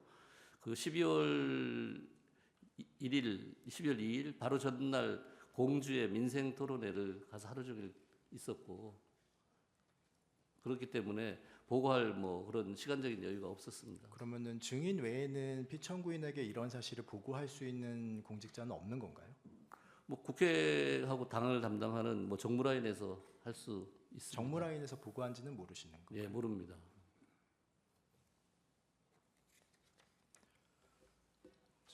그러면은 15에 가도 생략을 하겠습니다. 혹시 피청구인이 이렇게 감액된 예산안은 알고 있었던 거잖아요, 그렇죠? 어떤 그러니까 지금 문제가 되고 있는 예, 그 감액된 예산안, 예 4.1조 원 감액됐을 감액된 때 예산안은 내용은 알고 있는 있습니다. 거죠, 예. 그렇죠? 예. 예, 그리고 그거는 그 예산안에 대해서 알고 있었는데 그 예산안이 통과되면은 뭐 어떻게 되는지 뭐 이런 거에 대해서 증인에게 물어본 적이 있나요? 아니 물어보진 않았고요. 대통령께 그 감액 4.1조가 된 내역은 보고를 했습니다. 감액 내용만 보고를 하셨어요. 예, 예. 감액이 그거에 이렇게 대해서 예. 예, 예결위에서 30일에 이렇게 통과됐습니다. 이렇게 보고를 했습니다. 그러니까 감액 내용만 보고를 예, 하고 예. 이렇게 감액이 됐으니까 향후에 어떤 국정이 어떻게 될 것이다. 아, 그런 건 없었고요. 그런 건 그냥 없었고요. 감액 내용 나온 것만 딱 보고를 했습니다. 지금 아까 제일 처음에 말씀을 드렸었는데요. 사실 이 사건이 지금 이렇게 예산 감액을 지금 국정 마비의 원인이다, 혹은 국가 비상사태라고 주장을 하시는 거잖아요. 그렇죠? 근데 지금 경제 전문가이신 증인께서 그런 것들에 대해서 평가를 안 하셨다면 결국은 그 모든 평가는 피청구인이 단독으로 하셨다는 건가요? 예, 감액된 그런 부- 예산이 예, 뭐 그런 부분은 제가 아닌 다른 사람이 보고했을지는 모르지만 저는 뭐 보고를 하지 않았습니다. 증인심을 하다 보니까 이게 증인이 피청구인과의 관계나 대통령실에서 차지하는 위치가 예산과 관련해서는 증인이 좀 전담해서 경제와 예산 부분은 피청구인과 소통을 해왔던 게 맞는 건가요? 근데 기본적으로 뭐 제가 하는데 예산이라는 게 네. 그 논리 로직 50%에 정무적인 판단 50이 들어간 게 예산이거든요. 예산 예. 과정에 따라서 예. 정치적 과정이라고 하고 있고. 그러니까 그런 로직이 들어간다면 정무수석하고 증인이 같이 협의해가지고 시정연설도 가라고 하시고 아니면 이런 감액된 예산안이 통과되면 각각의 국정에 어떤 영향을 미치는지 서로 토론을 해야지 대통령의 정상적인 판단에 이렇게 근거가 될 수 있는 예, 거잖아요. 뭐 토론도 합니다. 왜냐하면 아니, 회의를 근데 하고 하니까요. 제가 이제 계속 의문이 드는 이유가 지금 비상계엄 선포 전에 이 예산안 감액이 이렇게 중요하다고 계속 얘기를 뭐 야당의 폭거, 반국가 세력 이런 얘기까지 하는데 이 부분에 대해서 정무나 아니면 증인하고 경제수석하고 같이 피청구인이 얘기하고 판단하지 않았는지를 여쭙는 거예요. 근데 그런 판단이 없었다는 거죠. 아니 감액 내용을 보고 한 거지. 그러니까 그 내용만 이후에- 보고 하신 거죠. 예, 토론은 그 안 이후에- 하신 거고요. 예, 예. 네, 알겠습니다. 그럼 세부 예산으로 좀 몇 가지만 여쭤볼 건데요. 국방 관련 예산은 아까 사실은 뭐 증인이 워낙 그 삼축 체계, 뭐 북한 미사일 발사 이런 거 다 아시고 계셔가지고, 근데 이게 안보 동향은 사실 국가 안보실 소관인 거잖아요. 네, 그렇습니다. 그리고 증인이 뭐 세부적인 무기 체계를 알고 계신 건 아니죠? 예, 뭐 제가 네, 그냥 들어서 알고 계시는 거죠. 예, 뭐 제가 사무관 때 국방예산도 했기 네, 때문에 네, 조금은 알겠습니다. 알고 있습니다. 예. 그래서 아까 말씀하신 SM6 장거리 함대공 미사일, 지금 문제 제기하시는 대드론 통합 사업, 전술 데이터 링크 시스템 개량 사업, 이게 다 상임위에서 여야 합의로 방사청이나 국방부의 동의까지 받아서 감액된 거는 아까 인정하셨던 거죠? 예, 뭐 그렇게 들었습니다. 네, 알겠습니다. 그 초급 간부 초옥에서는 아까 증인이 말씀하셨는데 제가 확인차 다시 여쭤보는데요. 지금 초급 간부 초옥에서 관련해서 당직 근무부 인상, 뭐 작전 훈련관 간부 급식비 증액, 이사 화물비 대상 확대 이런 게 지금 마치 막 그 예산안에서 삭감돼 가지고 초급 간부에 대해서 전혀 신경 쓰지 않는다 야당이 이렇게 지금 얘기를 하시고 피청구인도 그걸 하나의 근거로 삼고 있는 것 같아요. 근데 초급 간부 처우 개선 관련된 당직 근무부 인상 등의 항목은 정부가 2025년도 예산안으로 당초에 제출했던 예산안 자체에 인상안이 포함되지 않아 있었던 거죠. 않았던 거죠.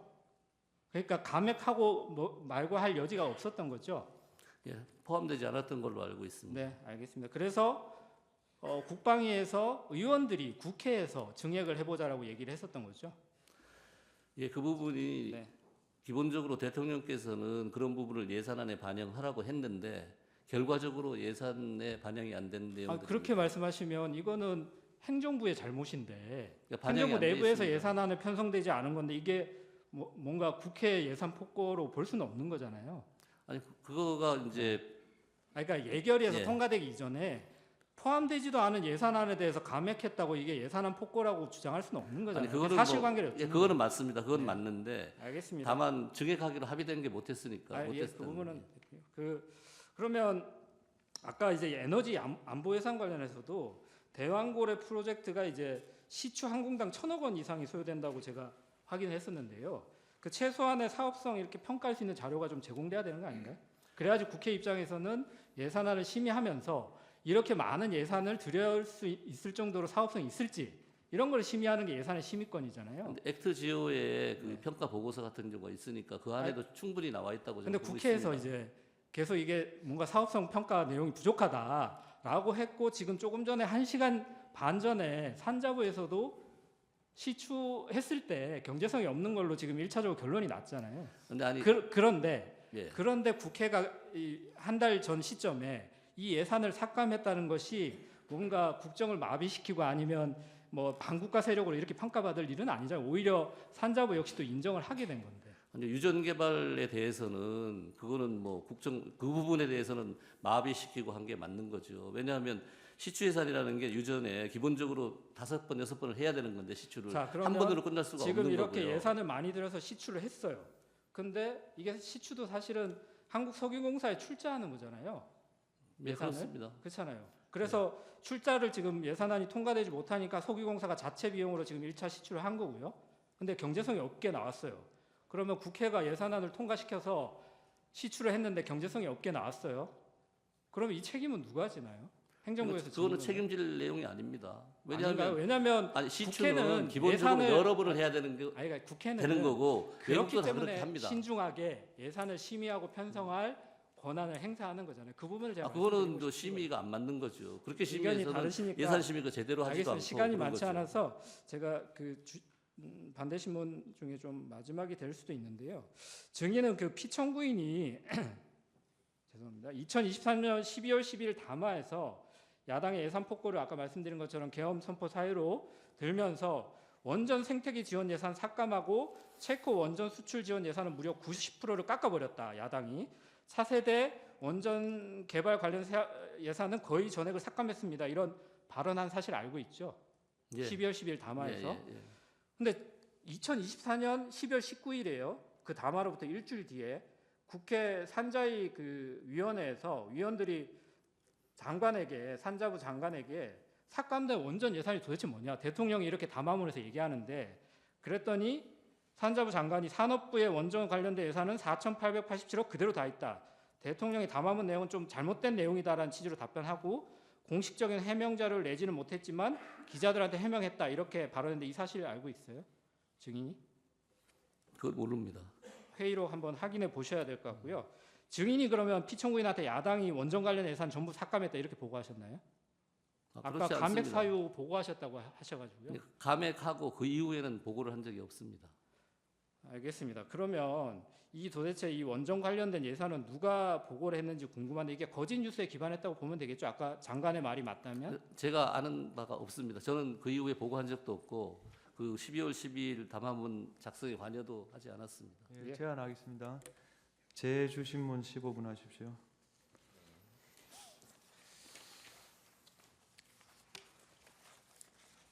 반대 신문에서 한두 가지 짚고 넘어가겠습니다. 그 청구인 측에서 미국의 셧다운 얘기하셨는데 미국의 GDP와 우리나라 GDP가 대략 몇 배 정도 차이 납니까? 미국 GDP와 우리나라 GDP가 한 제가 볼 때는 18배, 7배 정도? 왜냐하면 지금 전 세계 GDP가 한 101조 정도 되는데 미국이 한 26조 정도 되고 우리가 1.8조 정도 되니까요. 그 차이 정도 됩니다. 네. 그럼 예산안을 두고 정부 여당과 야당의 이런 뭐 갈등이는 어느 나라나 있을 수 있을 것 같은데 미국에는 왜 이런 셧다운이라는 게 일어나고 우리나라는 일어나지 않습니까? 예. 근데 조금 전에 말씀드린 GDP 규모는 달러고요. 뭐 101조 달러고 그게 이제 미국은 셧다운이 자주 일어나고 우리는 안 일어나는 이유게 예산 제도의 차이입니다. 미국은 예산을 국회에서 편성하고 확정을 합니다. 우리는 행정부에서 편성하고 그 국회에서 확정하는 시스템이 다르고요. 그리고 거기에는 입법으로 되고 우리는 예산이라는 법 형식으로 하지만은 미국은 입법 법률을 통해서 하기 때문에 국회에서 언제라도 법률을 개정해서 바로 일주일 그냥 셧다운하고 예산을 또 줄 수 있고 법으로 이렇기 때문에 그쪽에는 미국에서는 이 셧다운이 자주 일어납니다. 통상적인 거고 아주 예외적인 게 아니고 그런데 우리 같은 경우에는 예산이라는 법 형식으로 별도로 하기 때문에 만일 셧다운이 일어나면 우리가 준예산을 편성하도록 지금 돼 있고요. 12월 말까지 예산이 통과 안 되면 그 준예산은 국회가 아니라 행정부에서 편성을 하도록 돼 있습니다. 그렇기 때문에 예산 양국의 예산 제도의 차이기 때문에 미국이 뭐 셧다운이 자주 일어나고 한국이 없고 한 거는 뭐 문화 차이, 제도 차이로 봐야 될 것 같습니다. 네.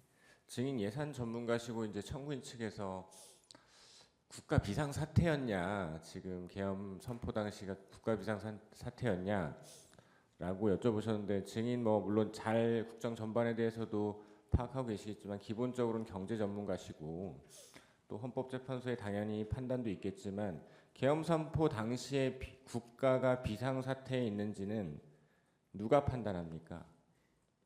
뭐 대통령께서 판단하죠. 네, 준비된 주신문 마저 하겠습니다. 입법 관련 여쭙겠습니다. 야당이 발의한 법안 중에 대통령이 제의 요구를 했음에도 불구하고 또 통과시켰던 양곡관리법 개정안 아시죠? 예, 알고 있습니다. 그 개정안 주요 내용이 국민들이 쌀 소비량과 상관없이 농민들이 초과 생산한 쌀을 정부가 전부 사들이도록 강제하는 쌀 강제 매수법이라고 알려져 있던데 맞습니까? 예, 맞습니다. 이 양곡관리법 개정안이 시행되면 시장에 어떤 영향이 있습니까? 지금도 남아도는 쌀이 과잉 공급이 되고 우리가 보리나 뭐 콩 이런 잡곡들은 생산을 하지 않기 때문에 양정에 완전히 균형이 무너지는 그런 농업과 농촌을 망하게 하는 농망법이라고 생각합니다. 네. 초과 생산의 문제나 가격 왜곡의 문제도 발생할 수 있습니까? 네, 그렇습니다. 예. 유사한 취지의 농수산물 관련 법들은 그리고 이 양곡관리법 개정안이 시행되면 그래도 혹시 농민이나 어민들이나 뭐 농업업 발전에 도움이 되는 측면이 좀 있지 않습니까?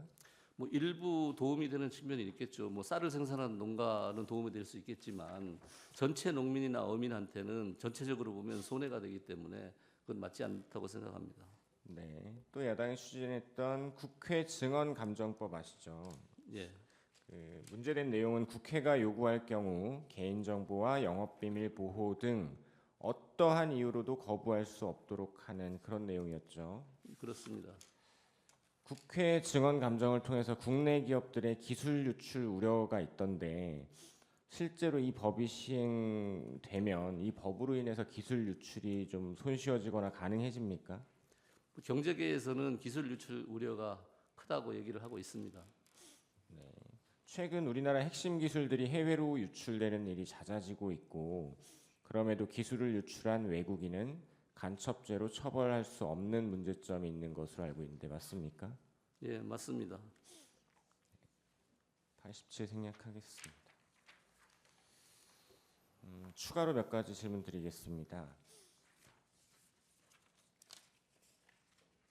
아까 산업통상자원부 장관이 원전 관련 예산 4,887억 그대로다. 근데 제가 말씀드린 소듐 냉각 고속로 R&D 예산은 과기정통부 예산 아닙니까? 예, 맞습니까? 예, 정확하게 제가 모르겠습니다. 야당은 민생 법안은 발목 잡고 반대되는 법안은 단독 처리를 강행해 왔었는데 이에 대해서 대통령이 증인 포함해서 평소 참모들에게 했던 말 중에 글로벌 최첨단 경제 시대의 경제 붕괴는 전시 사변보다 위중하다. 원전 산업, 반도체 산업의 발목을 잡는 것은 미래 성장 동력 산업들을 고사시키는 것이다. 이런 말 했던 거 기억나십니까? 예, 말씀하셨습니다.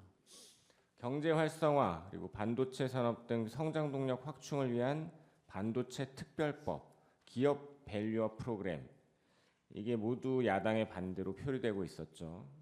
예, 그렇습니다. 2024년 9월 민주당이 전국민 1인당 지역사랑 상품권으로 25만 원씩 그냥 나눠주겠다는 이 법 개정안 발의했다가 24년 10월 대통령이 거부권 행사한 사실 알고 계시죠? 예, 알고 있습니다.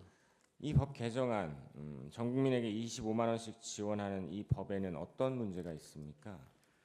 그렇게 소득 수준에 관계없이 뭐 다 나눠주고 하면 뭐 돈이 10조 이상이 들어가고 그 포퓰리즘적으로 그런 성격을 띠고 있고 그 다음에 입법으로 행정권을 제약하는 상권 분립에 위배되는 그런 문제가 있습니다. 네. 그리고 그 목적이 이재명 대표의 대선을 겨냥한 대표적인 현금 살포 포퓰리즘 법안이라고 평가받기도 했었죠.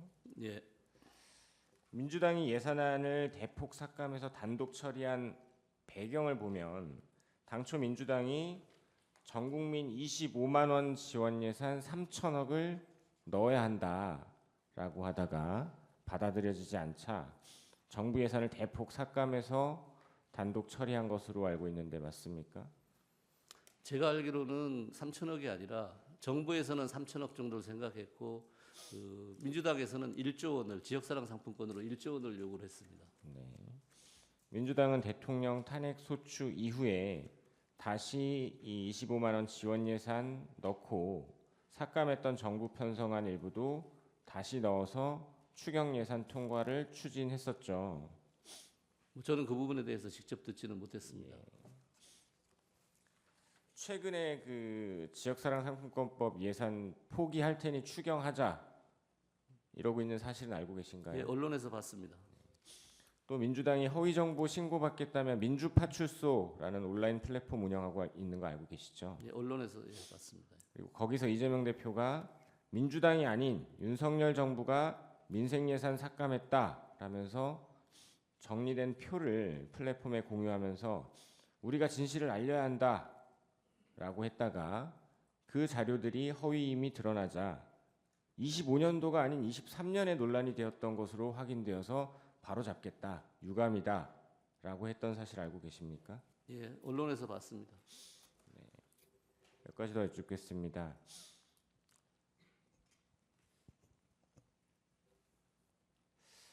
증인은 아까 청구인 측에서 제시한 경제부총리에게 주었다는 쪽지 주는 거 본 적 있으십니까?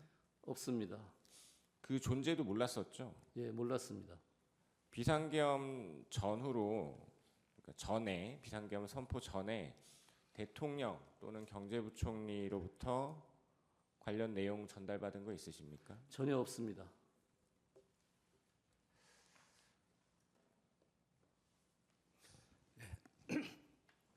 네, 윤갑근 변호사입니다. 방금 추경 예산 언급하신 것을 봤다고 알고 계시다고 하셨죠?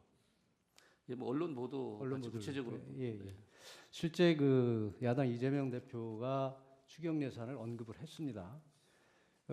예산이 통과돼서 예산서에 잉크가 마르기도 전에 추경 예산을 논의하자고 했다는 것 자체는 예산안 통과가 잘못됐다는 것을 시인하는 거 아니겠습니까? 예, 그렇게 볼 수도 있습니다. 그리고 국정마비와 관련해서 여쭤보겠습니다. 대통령은 선거 당시에 이제 주요 추진 정책이라든지 여러 가지 과업들에 대해서 공약을 내걸고 합니다. 그리고 이제 실제 이제 취임하게 되면 각종 중점 추진 정책들을 설정을 하게 됩니다. 그런 정책 공약이나 중점 추진 정책을 추진하는데 각종 예산이 필요하고 법안이 필요합니다. 근데 지금 거대 야당에 의해서 그 중요 정책에 대한 각종 예산들이 삭감되고 법안이 발목을 잡혀서 추진을 할 수가 없는 상황이 됐습니다. 그리고 야당 대표나 야당에 대한 어떤 수사나 조사를 했다는 이유로 검찰, 경찰, 감사원들의 특활비, 활동비를 전부 삭감을 했습니다. 그럼으로써 마약 사범이 넘치고 이렇게 치안이 불안해지는 그런 상황이 야기됐습니다. 결국 정부 입장에서는 중요 정책을 추진할 수도 없고 정부가 책임져야 되는 치안이 불안해진다면 이것을 국가 위기 상황이라고 판단하는 것은 당연하지 않겠습니까? 예, 뭐 그런 측면으로 판단할 수도 있습니다. 그리고 아까 정부인 측에서 비상계엄의 대외 신인도 추락과 경제가 더 나빠졌다는 언급을 잠깐 한 것 같습니다. 비상계엄 당시에 대통령이 판단한 것은 여러 가지 상황을 종합해 봤을 때 국가 위기 상황이고 국헌 질서가 문란해졌다는 판단에서 하신 겁니다. 그래서 계엄이 선포돼서 일시적으로 그런 여건이 있었고 그를 치료를 위한 처방을 하기 위해서 일시적으로 경제가 나빠질 수 있습니다. 환자에게 약을 처방하면 잠시 악화됐다가 회복되는 것과 마찬가지입니다.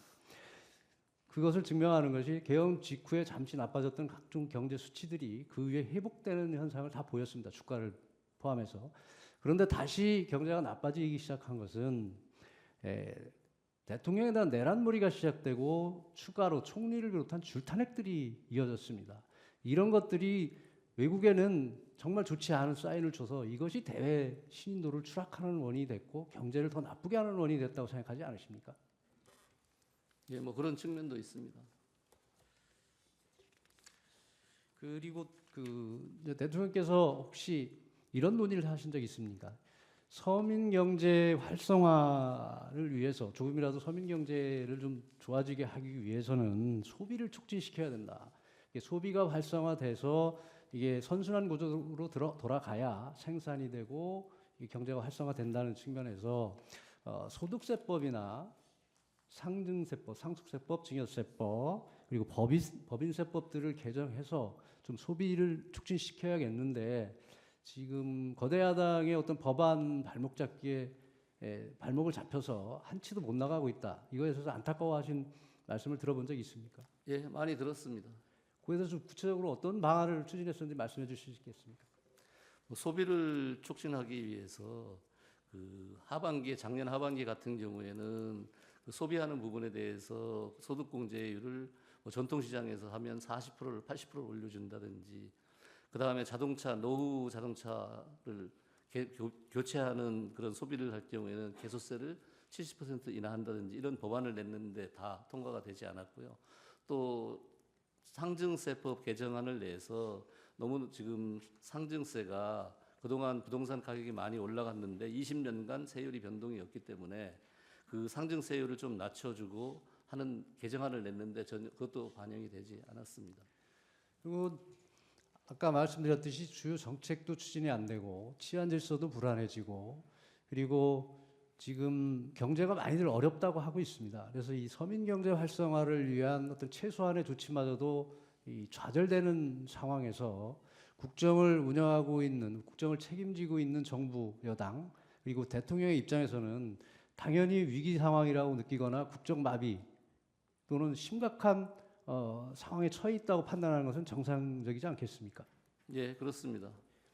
그런 것들이 지금 이 개업 비상계엄의 원인이 됐다고 판단을 하고 있고 그런 것을 통해서 이 비상계엄을 통해서 정상적으로 이 경제도 활성화시키고 어떤 국가 헌법 헌정 질서도 바로 잡아야 되겠다는 판단에서 하신 거라고 생각이 되는데 동의하십니까?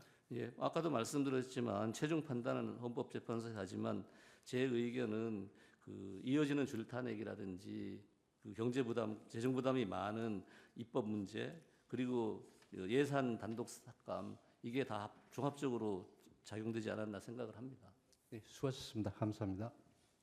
예, 제 반대 질문 15분 하십시오. 증인은 아까 그 특정 사업 예산이 감액되면은 국정마비 우려가 있다 이렇게 말씀하셨죠.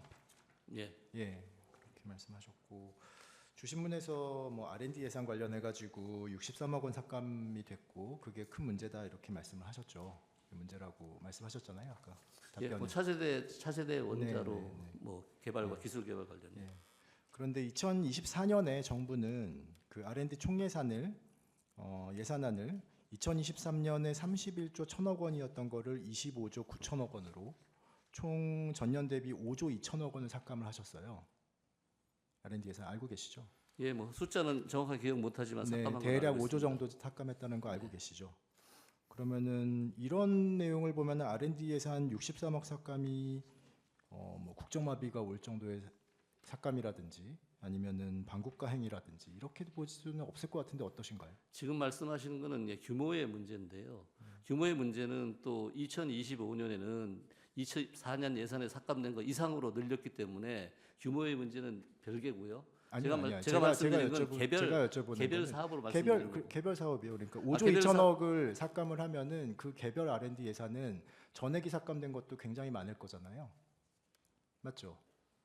5조 2천억을 삭감을 했으면 그 내용은 제가 구체적인 네, 내용은 모르겠지만 모르겠지만 그 제일 규모 많이 얘기는 삭감된 사업은 290억이 삭감이 됐어요. 규모 얘기는 2024년에 맞는 얘기지만 현 시점에서 보면 2025년에 그때 삭감된 5조를 더 한 6, 7조로 더 늘렸기 지금은 때문에 늘렸는데 규모의 문제는 아니라는 지금은 거죠. 늘렸는데 지금 논점이 되지 않는다는 2024년에 거죠. 그 정도로 삭감을 했으면 이번에 63억 삭감된 한 개의 사업하고 비교했을 때 2024년에는 수많은 사업들의 R&D 예산이 거의 없어지거나 많은 부분이 삭감됐다라고 말씀드리는 거예요. 아니 2024년에 R&D 예산이 삭감된 거는 R&D 예산이 업계에서 그 R&D 업계에서 나눠 먹기식으로 했기 때문에 그걸 계획하는 차원이었고요. 알겠습니다. 예, 알겠고요.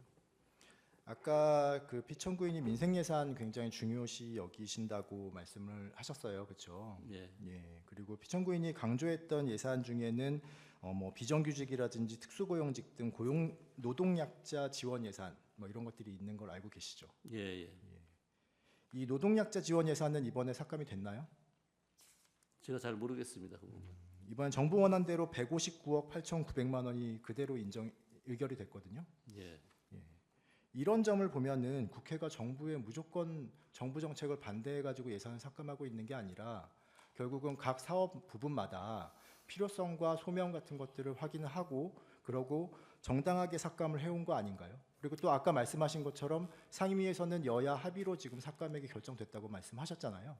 예, 그런데 4.1조를 삭감할 때 1조는 상임위나 예결위에서 합의가 된 거지만 3.1조는 민주당에서 야당에서 일방적으로 삭감한 거고 그 3.1조가 문제가 되고 있는 거죠. 그 중에 이제 포함되는 게 예비비 2.4조, 그 다음에 우리가 국채 발행하는 이자 0.5조 등. 같이 여쭤볼 거라서요. 그 지금 예비비 얘기도 하셔가지고 여쭤보는데요. 재난재 발생하면 저희 목적 예비비 사용하기 전에 각 부처에 이렇게 각각 재난재해 대책비 먼저 사용하게 되잖아요. 네, 그렇습니다. 예. 그래서 2025년도 예산안에 편성된 각 부처의 재난재해 대책비 총액이 뭐 9,270억 정도 되는데 기억하시나요? 제가 금액은 모르겠습니다. 편성돼 있다는 것만 압니다. 특정한 사업들만 금액을 기억하시는 것 같아가지고 일단 제가 설명을 드리면 행안부에 3,600억, 농림축산식품부에 1,600억 등을 포함해서 9,270억 정도 각 부처에 예산안이 편성돼 있거든요. 재난재해 대책비가. 그래서 이 1조에 가까운 이 돈이 먼저 사용되고 목적 예비비가 사용되는 거잖아요. 그래서 예, 항상 그렇습니다. 예, 그렇게 되는 건데 그러면 목적 예비비를 사용하는데 그 본회의를 통과한 이번 목적 예비비가 1조 6천억 원 맞나요? 예, 맞습니다. 예. 그럼 합치면은 2조 5천억 정도는 최소한 재난재해 대책 예비비를 그러니까 재난재해 비용으로 사용할 수 있죠. 근데 2023년도 결산 자료 이게 2024년도에 전년도 예산 결산을 하게 되니까 2023년도에 목적 예비비 사용액이 얼마인지를 보니까 2,121억 원으로 나왔어요. 그러니까 2천억 원 정도만 사용하면 되는데 2023년 기준으로는 지금 목적 예비비만 해도 1조 6천억 원이 있는 거거든요. 이게 지금 부족하고 뭔가 재해가 발생하면 우리나라가 마비될 정도의 그런 상황인가요? 제가 아까 말씀드린 거는 재난 예비비에 대해서는 제가 태풍이나 큰 네. 재난이 나왔을 때 문제라고 말씀드렸고 그 외에는 말씀 안 드렸습니다. 제가 말씀드린 거는 네. 일반 예비비 0.8조 가지고는 그러면 제가 충당이 안 된다는 이야기는 거고 일반 예비비 감액이 중요하고 재난 예비비는 사실은 이런 제도가 좀 마련돼 있다 이렇게 이해하면 될까요? 아니 재난 예비비도 더 구체적으로 제가 말씀 안 드렸었는데 들어가 보면 짧게만 부탁드립니다. 들어가 보면 국회에서 예산 의결 최종적으로 본회의에서 12월 10일에 하면서 네.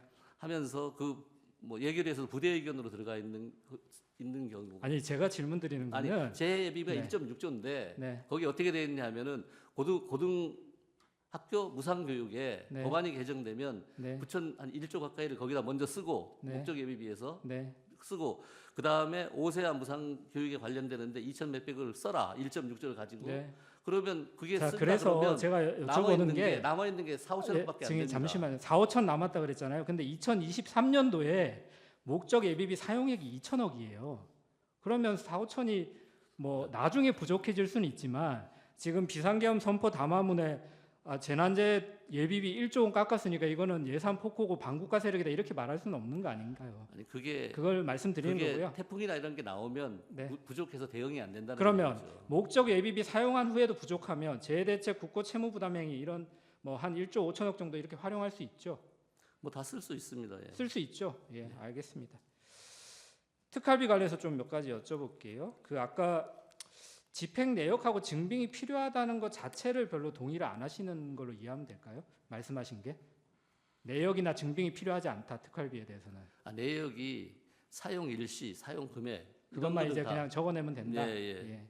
근데 그 증인 법원에서 검찰총장, 서울중앙지검장이 쓴 특수활동비, 특정 업무 경비 등의 사용 내역 이게 이제 아마도 피청구인이 2017년부터 2019년 사이에 검찰총장하고 서울중앙지검장에 재직하던 시기였던 것 같아요. 이 시기에 쓴 특수활동비와 특정 업무 경비 등의 사용 내역과 지출 증빙 자료를 공개하라 이런 판결을 선고했고요.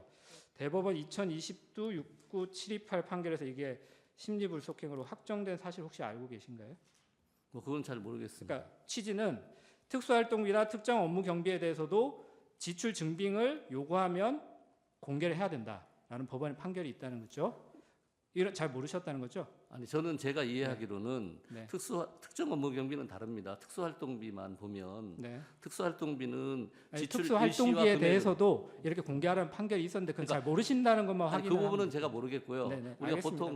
보통 네. 일시하고 금액을 네. 공개하면 그러면 되는 걸로 이렇게 좀 돼 있습니다. 비교해서 한번 여쭤볼게요.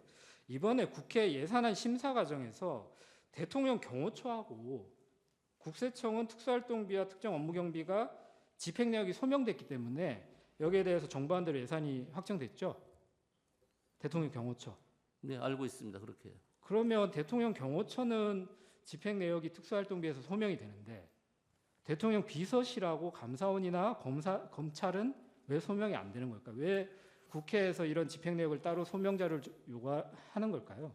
그게 고도의 기밀을 요하는 그런 활동비이기 때문에 사건이나 수사 등 아니, 국정 수행 그렇기 대통령 때문에 경호처는 별로 아니, 기밀하고 상관없나요? 경호처보다는 더 네. 비서실이나 이런 쪽이 더 뭐 강도가 높다고 볼 수도 있겠죠.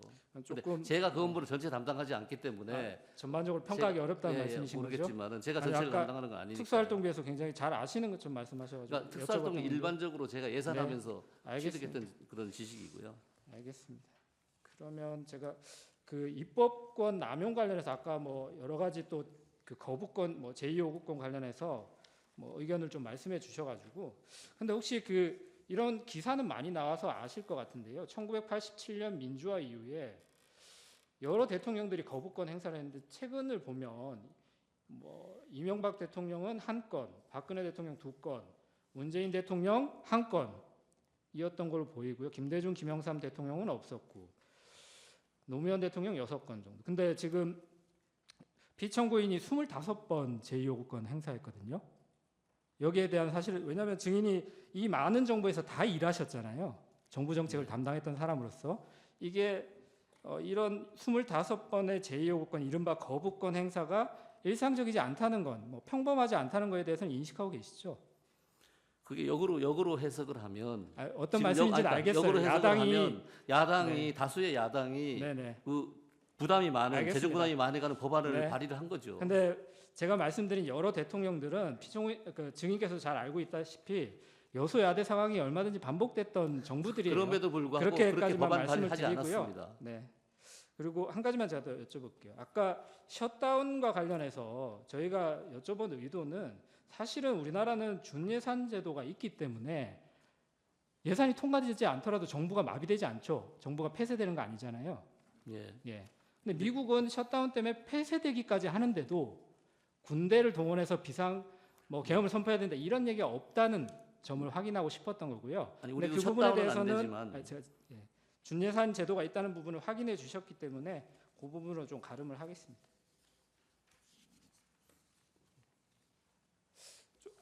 아까 경제 상황과 관련해서 말씀하셔가지고 제가 좀 그 부분을 좀 여쭤보고 싶은데요. 박근혜 그 탄핵 이후의 경제 상황, 아까 증인께서 뭐 경제 상황이 어떻게 될 거다라는 의견을 좀 말씀해 주셔서 제가 같은 의견을 좀 묻고 싶은데요.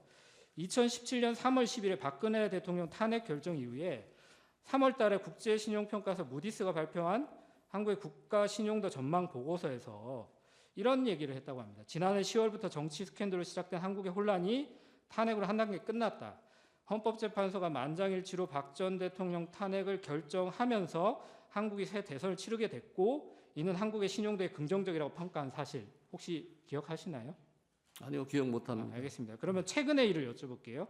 2025년도 1월 13일 날 글로벌 3대 신용평가사 뭐 무디스나 이렇게 3대 평가사가 있잖아요. 예. 최상목 권한대행하고 화상 면담을 했다고 해요. 거기서 이 3대 신용평가사가 한국 정치의 불확실성이 장기화되면 외국인 투자 또는 기업의 의사결정에 끼치는 부정적 영향을 간과할 수 없다. 이렇게 견해를 밝혔다고 하는데 이건 알고 계신가요? 예, 뭐 제가 알지는 못하지만 네. 뭐 그건 틀린 얘기는 아니라고 생각합니다. 예, 그래서 같은 취지에서 질문을 좀 드리고 싶은데요. 뭐 최근에 윤석열 디스카운트 이런 말도 나오는데 경제 전문가 입장에서 현재 진행되는 탄핵 심판이 어쨌든 뭐 그 지연되는 것보다 빠른 시기에 헌법재판소가 결정을 내리는 것이 좀 경제적 불확실성을 제거해서 외국인 투자나 기업의 의사결정에 끼치는 부정적 영향을 좀 없애는 방향으로 가지 않을까라고 생각이 드는데 어떠신가요? 뭐 제가 얘기할 사항은 아닌 것 같습니다. 헌법재판소에서 알아서 판단하셔서 결정을 내릴 거로 보고 있습니다. 마지막으로 한 가지만 여쭤볼게요. 지금 오늘 나오셔가지고 쭉 답변하시는 내용을 들어보니까 증인의 이런 경제라든지 예산이라든지 이런 거에 관한 인식이 피청구인의 인식하고 굉장히 유사하신 것 같아요. 증인께서 지금 경제수석으로 이렇게 계속 재직을 하시면서 이제 여러 번 피청구인이랑 같이 회의도 하시고 뭐 논의도 하시고 그러셨을 거잖아요. 예. 그렇죠. 근데 그 과정에서 지금 증인과 피청구인이 그런 인식을 공유하면서 계속해서 보고하고 서로 논의하고 협의를 하셨던 건가요? 아니요, 제가 평소에는 뭐 경제나 재정 관련 그렇게 보고도 하고 저 토론도 하죠. 하지만 이번에 뭐 우리 계엄이나 이런 거 관련해서는 전혀 계엄에 대해서 여쭤보는 게 아니라요. 예. 지금 쭉 답변하시는 그런 인식이 피청구인의 인식하고 굉장히 비슷해서 피청구인이 어떻게 해서 뭐 피청구인은 경제 전문가가 아니잖아요, 그렇죠? 예, 예. 예, 피청구인 경제 전문가가 아니고 그 경제 전문가인 증인께서 거기에 조언을 해주시는 역할을 하는 거잖아요, 그렇죠? 예, 예. 예, 근데 어떻게 해서 경제에 대해서 비전문가이신 피청구인이 그런 인식을 갖게 되셨을까를 제가 궁금해하고 있었는데 오늘 증인께서 말씀하신 내용을 들어보니까 굉장히 인식이 비슷하셔가지고 그래서 여쭤보는 거예요. 보고를 하시면서 그런 경제에 대해서 평가를 해서 그 피청구인과 같이 논의를 하셨는지를 여쭤보는 거예요. 근데 기본적으로 윤 대통령이 경제에 대해서 많이 알고 계십니다. 아, 그러세요? 모르는 게 아닙니다. 예. 네, 알겠습니다. 여기까지 하겠습니다. 예, 수고하셨습니다. 예, 돌아가십시오.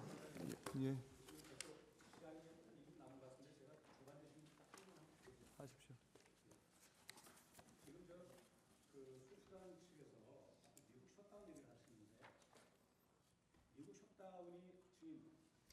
미국 셧다운이 가장 길었던 게 며칠인지 아십니까?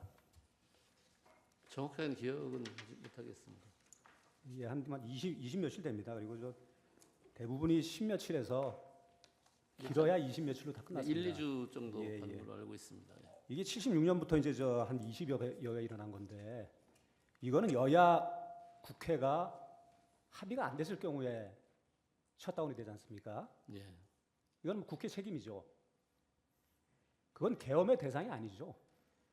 계엄이란 것은 그 나라가 혼란스럽고 전시 뭐 이런 그저 그 비상사태 있을 때 대통령이 판단해서 하는 것인데 이건 여당하고 야당이 합의가 안 된 것인데 거기다 무슨 계엄을 선포합니까? 그러니까 말도 안 되는 경강부회를 좀 하시기 때문에 제가 그 지적을 하는 건데 이거는 여야가 합의가 되면은 예산안이 정해지는 거 아닙니까? 예, 그렇습니다. 근데 지금 여기서 지금 그 야당의 저희가 예산에 대해서 한다는 그 주장은 예산안을 갖다 그냥 다 삭감해 버리면 1년 동안 쓸 수가 없지 않습니까? 예. 그러니까 셧다운하고는 아무 관계가 없이 비교 자체가 안 되는 거 아닙니까? 예, 그렇습니다. 예, 예 이상입니다. 돌아가십시오. 정의 신문을 마쳤고요. 채택된 증거에 대한 증거 조사를 하겠습니다. 피청구인 준비됐습니까? 네, 하십시오.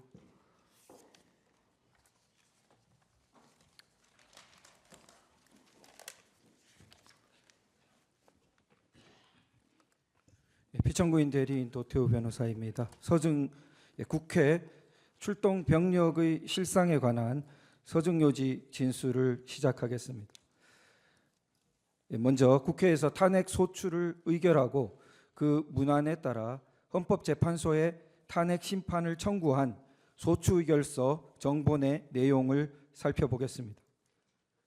소추의결서 가장 첫머리에 피소추자 대통령은 무장한 군을 동원하여 국민을 협박하고 폭행하는 일련의 폭동을 일으킴으로써 대한민국 전역의 평온을 해하는 내란죄를 범하였다고 써져 있습니다.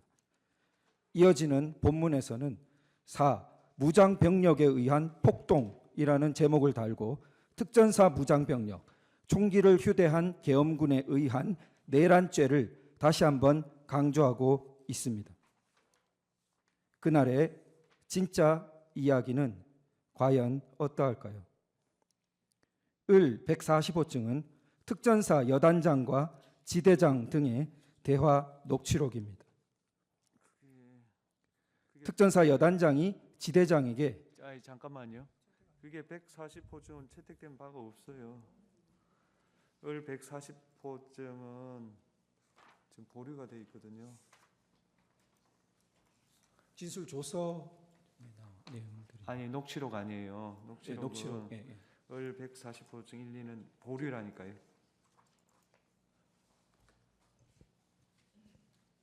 지금 그 청구인 쪽이 보류 의견을 낸 것으로 알고 저희는 그 제출은 이미 아니 제출했는데 예. 증거가 채택이 안 되니까 서정요지란 진술이라는 게 있을 수가 없잖아요. 채택이 된 걸 진술하는 거니까. 지금 내용은 녹취록과 진술 조서인데 그래서 이 서정요지 진술이 이미 문안이 들어가 있었기 때문에 저희 재판부께서 채택해 주신 것으로 알고 준비되었습니다. 그러면 오해가 있었네요. 지난번에도 증거 동의할 때 139까지만 했지 145증은 동의를 한 바가 없어요. 저기서. 그 증거인분서는 저희도 봤습니다. 예. 예, 그런데 그 저희가 이 서정요지 PPT를 제출한 것이 이미 뭐 한 5일 전인가 상당히 일찍 PDF PPT가 제출되었었습니다. 아니 그게 그리고 저희 증거 제출도 됐어요. 아니 그거는 뭐 약간 오해가 있을 수 있겠는데 제가 일관된 건 증거 채택된 거 증거 조사한다. 그건 똑같이 이야기한 거 아닙니까? 지금 채택이 안 됐는데 할 수는 없지 않나요? 네, 뭐 그 내용 자체가 그 녹취록과 진술 조서인데요. 그 뭐 만약 지금 이제 직권 채택이 안 된다고 하시면은 뭐 다음 사회기 채택되면 하시죠 뭐. 안 된다는 뜻이 아니고요. 절차상. 그리고 보류된 것도 좀 의견을 좀 빨리 좀 밝혀주시죠. 취지를 말씀드렸습니다 의견서에. 예. 이게 전체 녹취록 중에 일부만 그렇게 발췌해가지고 예. 전체를 제출해 주시면 저희는 당연히 하겠다 이 말입니까? 네. 하여튼 그걸 참고해서 보완을 해주십시오. 그러면 지금 을 140부터 되는 겁니까? 그 앞에 채택된 정도도 있는데 그걸 하는 건 아니시고요. 예, 145층부터 한 4개 호층입니다. 몇 호. 그러면 140호부터 해야 이게 스토리가 될 거니까 채택하고 나서 하시죠. 뭐. 그렇게 하겠습니다. 예, 그럼 기회 드리겠습니다. 제가 그럼 서로 말을 좀 잘못 알아들었네요. 예. 그다음 증거 불채택 결정에 대한 의견을 내셨고 2차 검증 신청을 내셨는데 그거는 내일 평의를 거쳐서 결정을 하겠습니다. 아직 평의를 못 거쳤습니다. 그러면 이거로 변론을 마치고요. 6차 기일은 2월 11일 오전 10시고요. 그날은 각 10분씩 PPT를 통해서 준비서면 진술 시간을 갖고 증인 이상민, 오후에 신원식, 백종욱, 김용빈 증인에 대한 정의신문을 하도록 하겠습니다. 조금 전 마지막으로 하시고 싶은 이야기 있으면 청구인부터 하십시오. 청구인 측부터.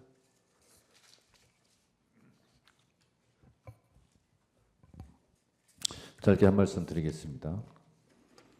대한민국은 법치 국가입니다.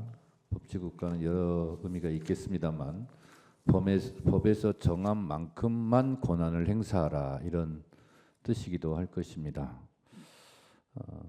헌법 제77조는 전시, 사변, 그에 준하는 국가 비상사태일 때에만 비상계엄을 선포하라고 했지 예산 문제를 가지고 비상계엄을 선포하라 하고는 규정하고 있지 않습니다. 따라서 오늘 예산 부분에 대해서 많은 부분이 오고 갔는데 그것이 비상계엄을 선포할 조건에는 해당되지 않는다는 점을 분명히 말씀드리고 헌법에 입법권은 국회에 속한다 이렇게 되어 있습니다. 물론 행정권은 정부에 속해 있습니다. 예산 편성권은 정부에 속해 있고 국회는 그 편성된 예산에 대한 심의 의결권을 가지고 있습니다. 정부 입장에서 국회에서 심의 의결하는 예산이 마음에 안 들 수 있습니다. 그런데 마음에 안 드는 예산이 책정, 결정, 의결되었다고 하여 그때마다 불만을 품고 비상계엄을 선포해야 한다면 아마 매년 비상계엄을 선포해야 될지도 모르겠습니다. 그래서 오늘 예산이 사실 탄핵심판의 쟁점이 아님에도 불구하고 쭉 들어본 결과 청구인으로서 그런 생각이 좀 들었다는 말씀을 드립니다. 또 하나 많은 예산 부분이 나왔지만 오늘 산업부에서 발표한 대로 조선일보 기사 제목은 이렇습니다. 멀어진 산유국의 꿈, 대왕고래 주가 무더기 하한가 추락. 동아일보 대왕고래 석유가스 매장량 경제성 없다고 판단. 대통령께서 사실 담화하실 때도 이 대왕고래 프로젝트에 대해서 말씀하셨기 때문에 오늘 이런 기사를 제가 말씀을 드립니다. 그렇다면 결국 국회에서 이 대왕고래 프로젝트 예산을 삭감한 것은 결국 경제성이 없는 부분에 대한 잘된 예산 삭감이 아닌가 그런 생각도 들었습니다. 또한 특활비 얘기만 특별히 한 말씀 더 드리면 제가 속해 있는 국회 법사위에서 했습니다만 저희가 수없이 증빙 자료를 제출하면 증빙된 만큼 예산을 책정해 주겠다고 수없이 말했습니다만 국회에서 심사를 해봤을 때 특수활동비는 특수하게 쓰여지는 활동비일 텐데 예를 들면 왜 명절 전날 특수활동비가 이렇게 많이 쓰여지는가? 명절에는 오히려 특수활동비가 들지 않을 텐데 수사를 하지 않으니까 그런 의심들이 들었음에도 불구하고 증빙 자료를 제출하라고 했는데 실제로 제출하지 않았습니다. 그래서 삭감을 하게 되었다는 말씀을 드립니다. 결론적으로 우리가 차를 운전하고 갈 때 차가 많이 밀리면 좀 기다리기도 하고 차가 풀릴 때 또 운전을 하고 그러면 되는데 차에서 내려서 앞에 있는 운전자들을 다 폭력적으로 끌어내서야 되겠습니까? 그리고 제 경험상 국회 예산은 늘상 문제가 있었고 늘상 여야가 다투기도 합니다. 그렇지만 그 예산은 잘 조정돼 와서 지금까지 예산 문제로 비상계엄을 한 사례는 없었습니다. 예산 문제 예비비도 실제로 국가 예산 600조가 넘는 예산 중에서 1%에도 해당되지 않습니다. 1%도 해당되지 않는 예비비나 이런 각종 정부에서 책정하고자 했던 예산이 실제로 실현되지 않았다 해서 비상계엄을 선포하는 것은 너무 심한 일이 아닐까 그런 생각이 좀 듭니다. 차라리 비상계엄을 그렇게 선포할 거라면 우리는 이런 예산 삭감으로 나라 살림을 운영할 능력이 없다라고 솔직하게 말하는 것이 오히려 국민에 대한 예의와 도리가 아닌가 그런 생각이 들었습니다. 예, 피청구인 마지막으로 하고 싶은 말 있으면 하십시오. 예. 청구인 측에서 방금 전시 사변에 준하는 사태 비상계엄 요건을 말씀하셨습니다. 전시 사변에 준하는 사태뿐만 아니라 사법행정 기능이 현저히 곤란해서 공공의 안녕 질서를 유지하는 경우도 계엄의 요건이 있다는 걸 분명히 말씀을 드리고요. 오늘 증인이 예산 문제이기 때문에 예산에 관해서 논의를 한 거지만 지금 이건 비상계엄을 선포한 이유가 비단 예산 삭감만에 있는 것이 아니고 줄탄핵 그리고 예산 삭감, 방탄 입법 여러 가지 문제점이 있었습니다. 그리고 사법 기능과 관련해서 수사한 검사들에 대한 탄핵이 이어지고 불리한 판결을 한 판사들에 대한 탄핵 협박 내지는 좌표찍기 그리고 지금 헌법재판소 구성에 관해서 굉장히 서두르고 있지만 그 전까지는 탄핵을 소추해놓고 진행이 안 되도록 헌법재판소 구성을 방해했습니다. 이것도 사법 기능을 곤란하게 한 사례 중에 하나라고 할 수가 있습니다. 이런 걸 종합적으로 판단을 해서 계엄을 한 것이지 예산 문제 하나 가지고 계엄한 것이 아니라는 것을 말씀드리겠습니다. 네, 잘 들었습니다. 오늘 재판은 이것으로 마치겠습니다.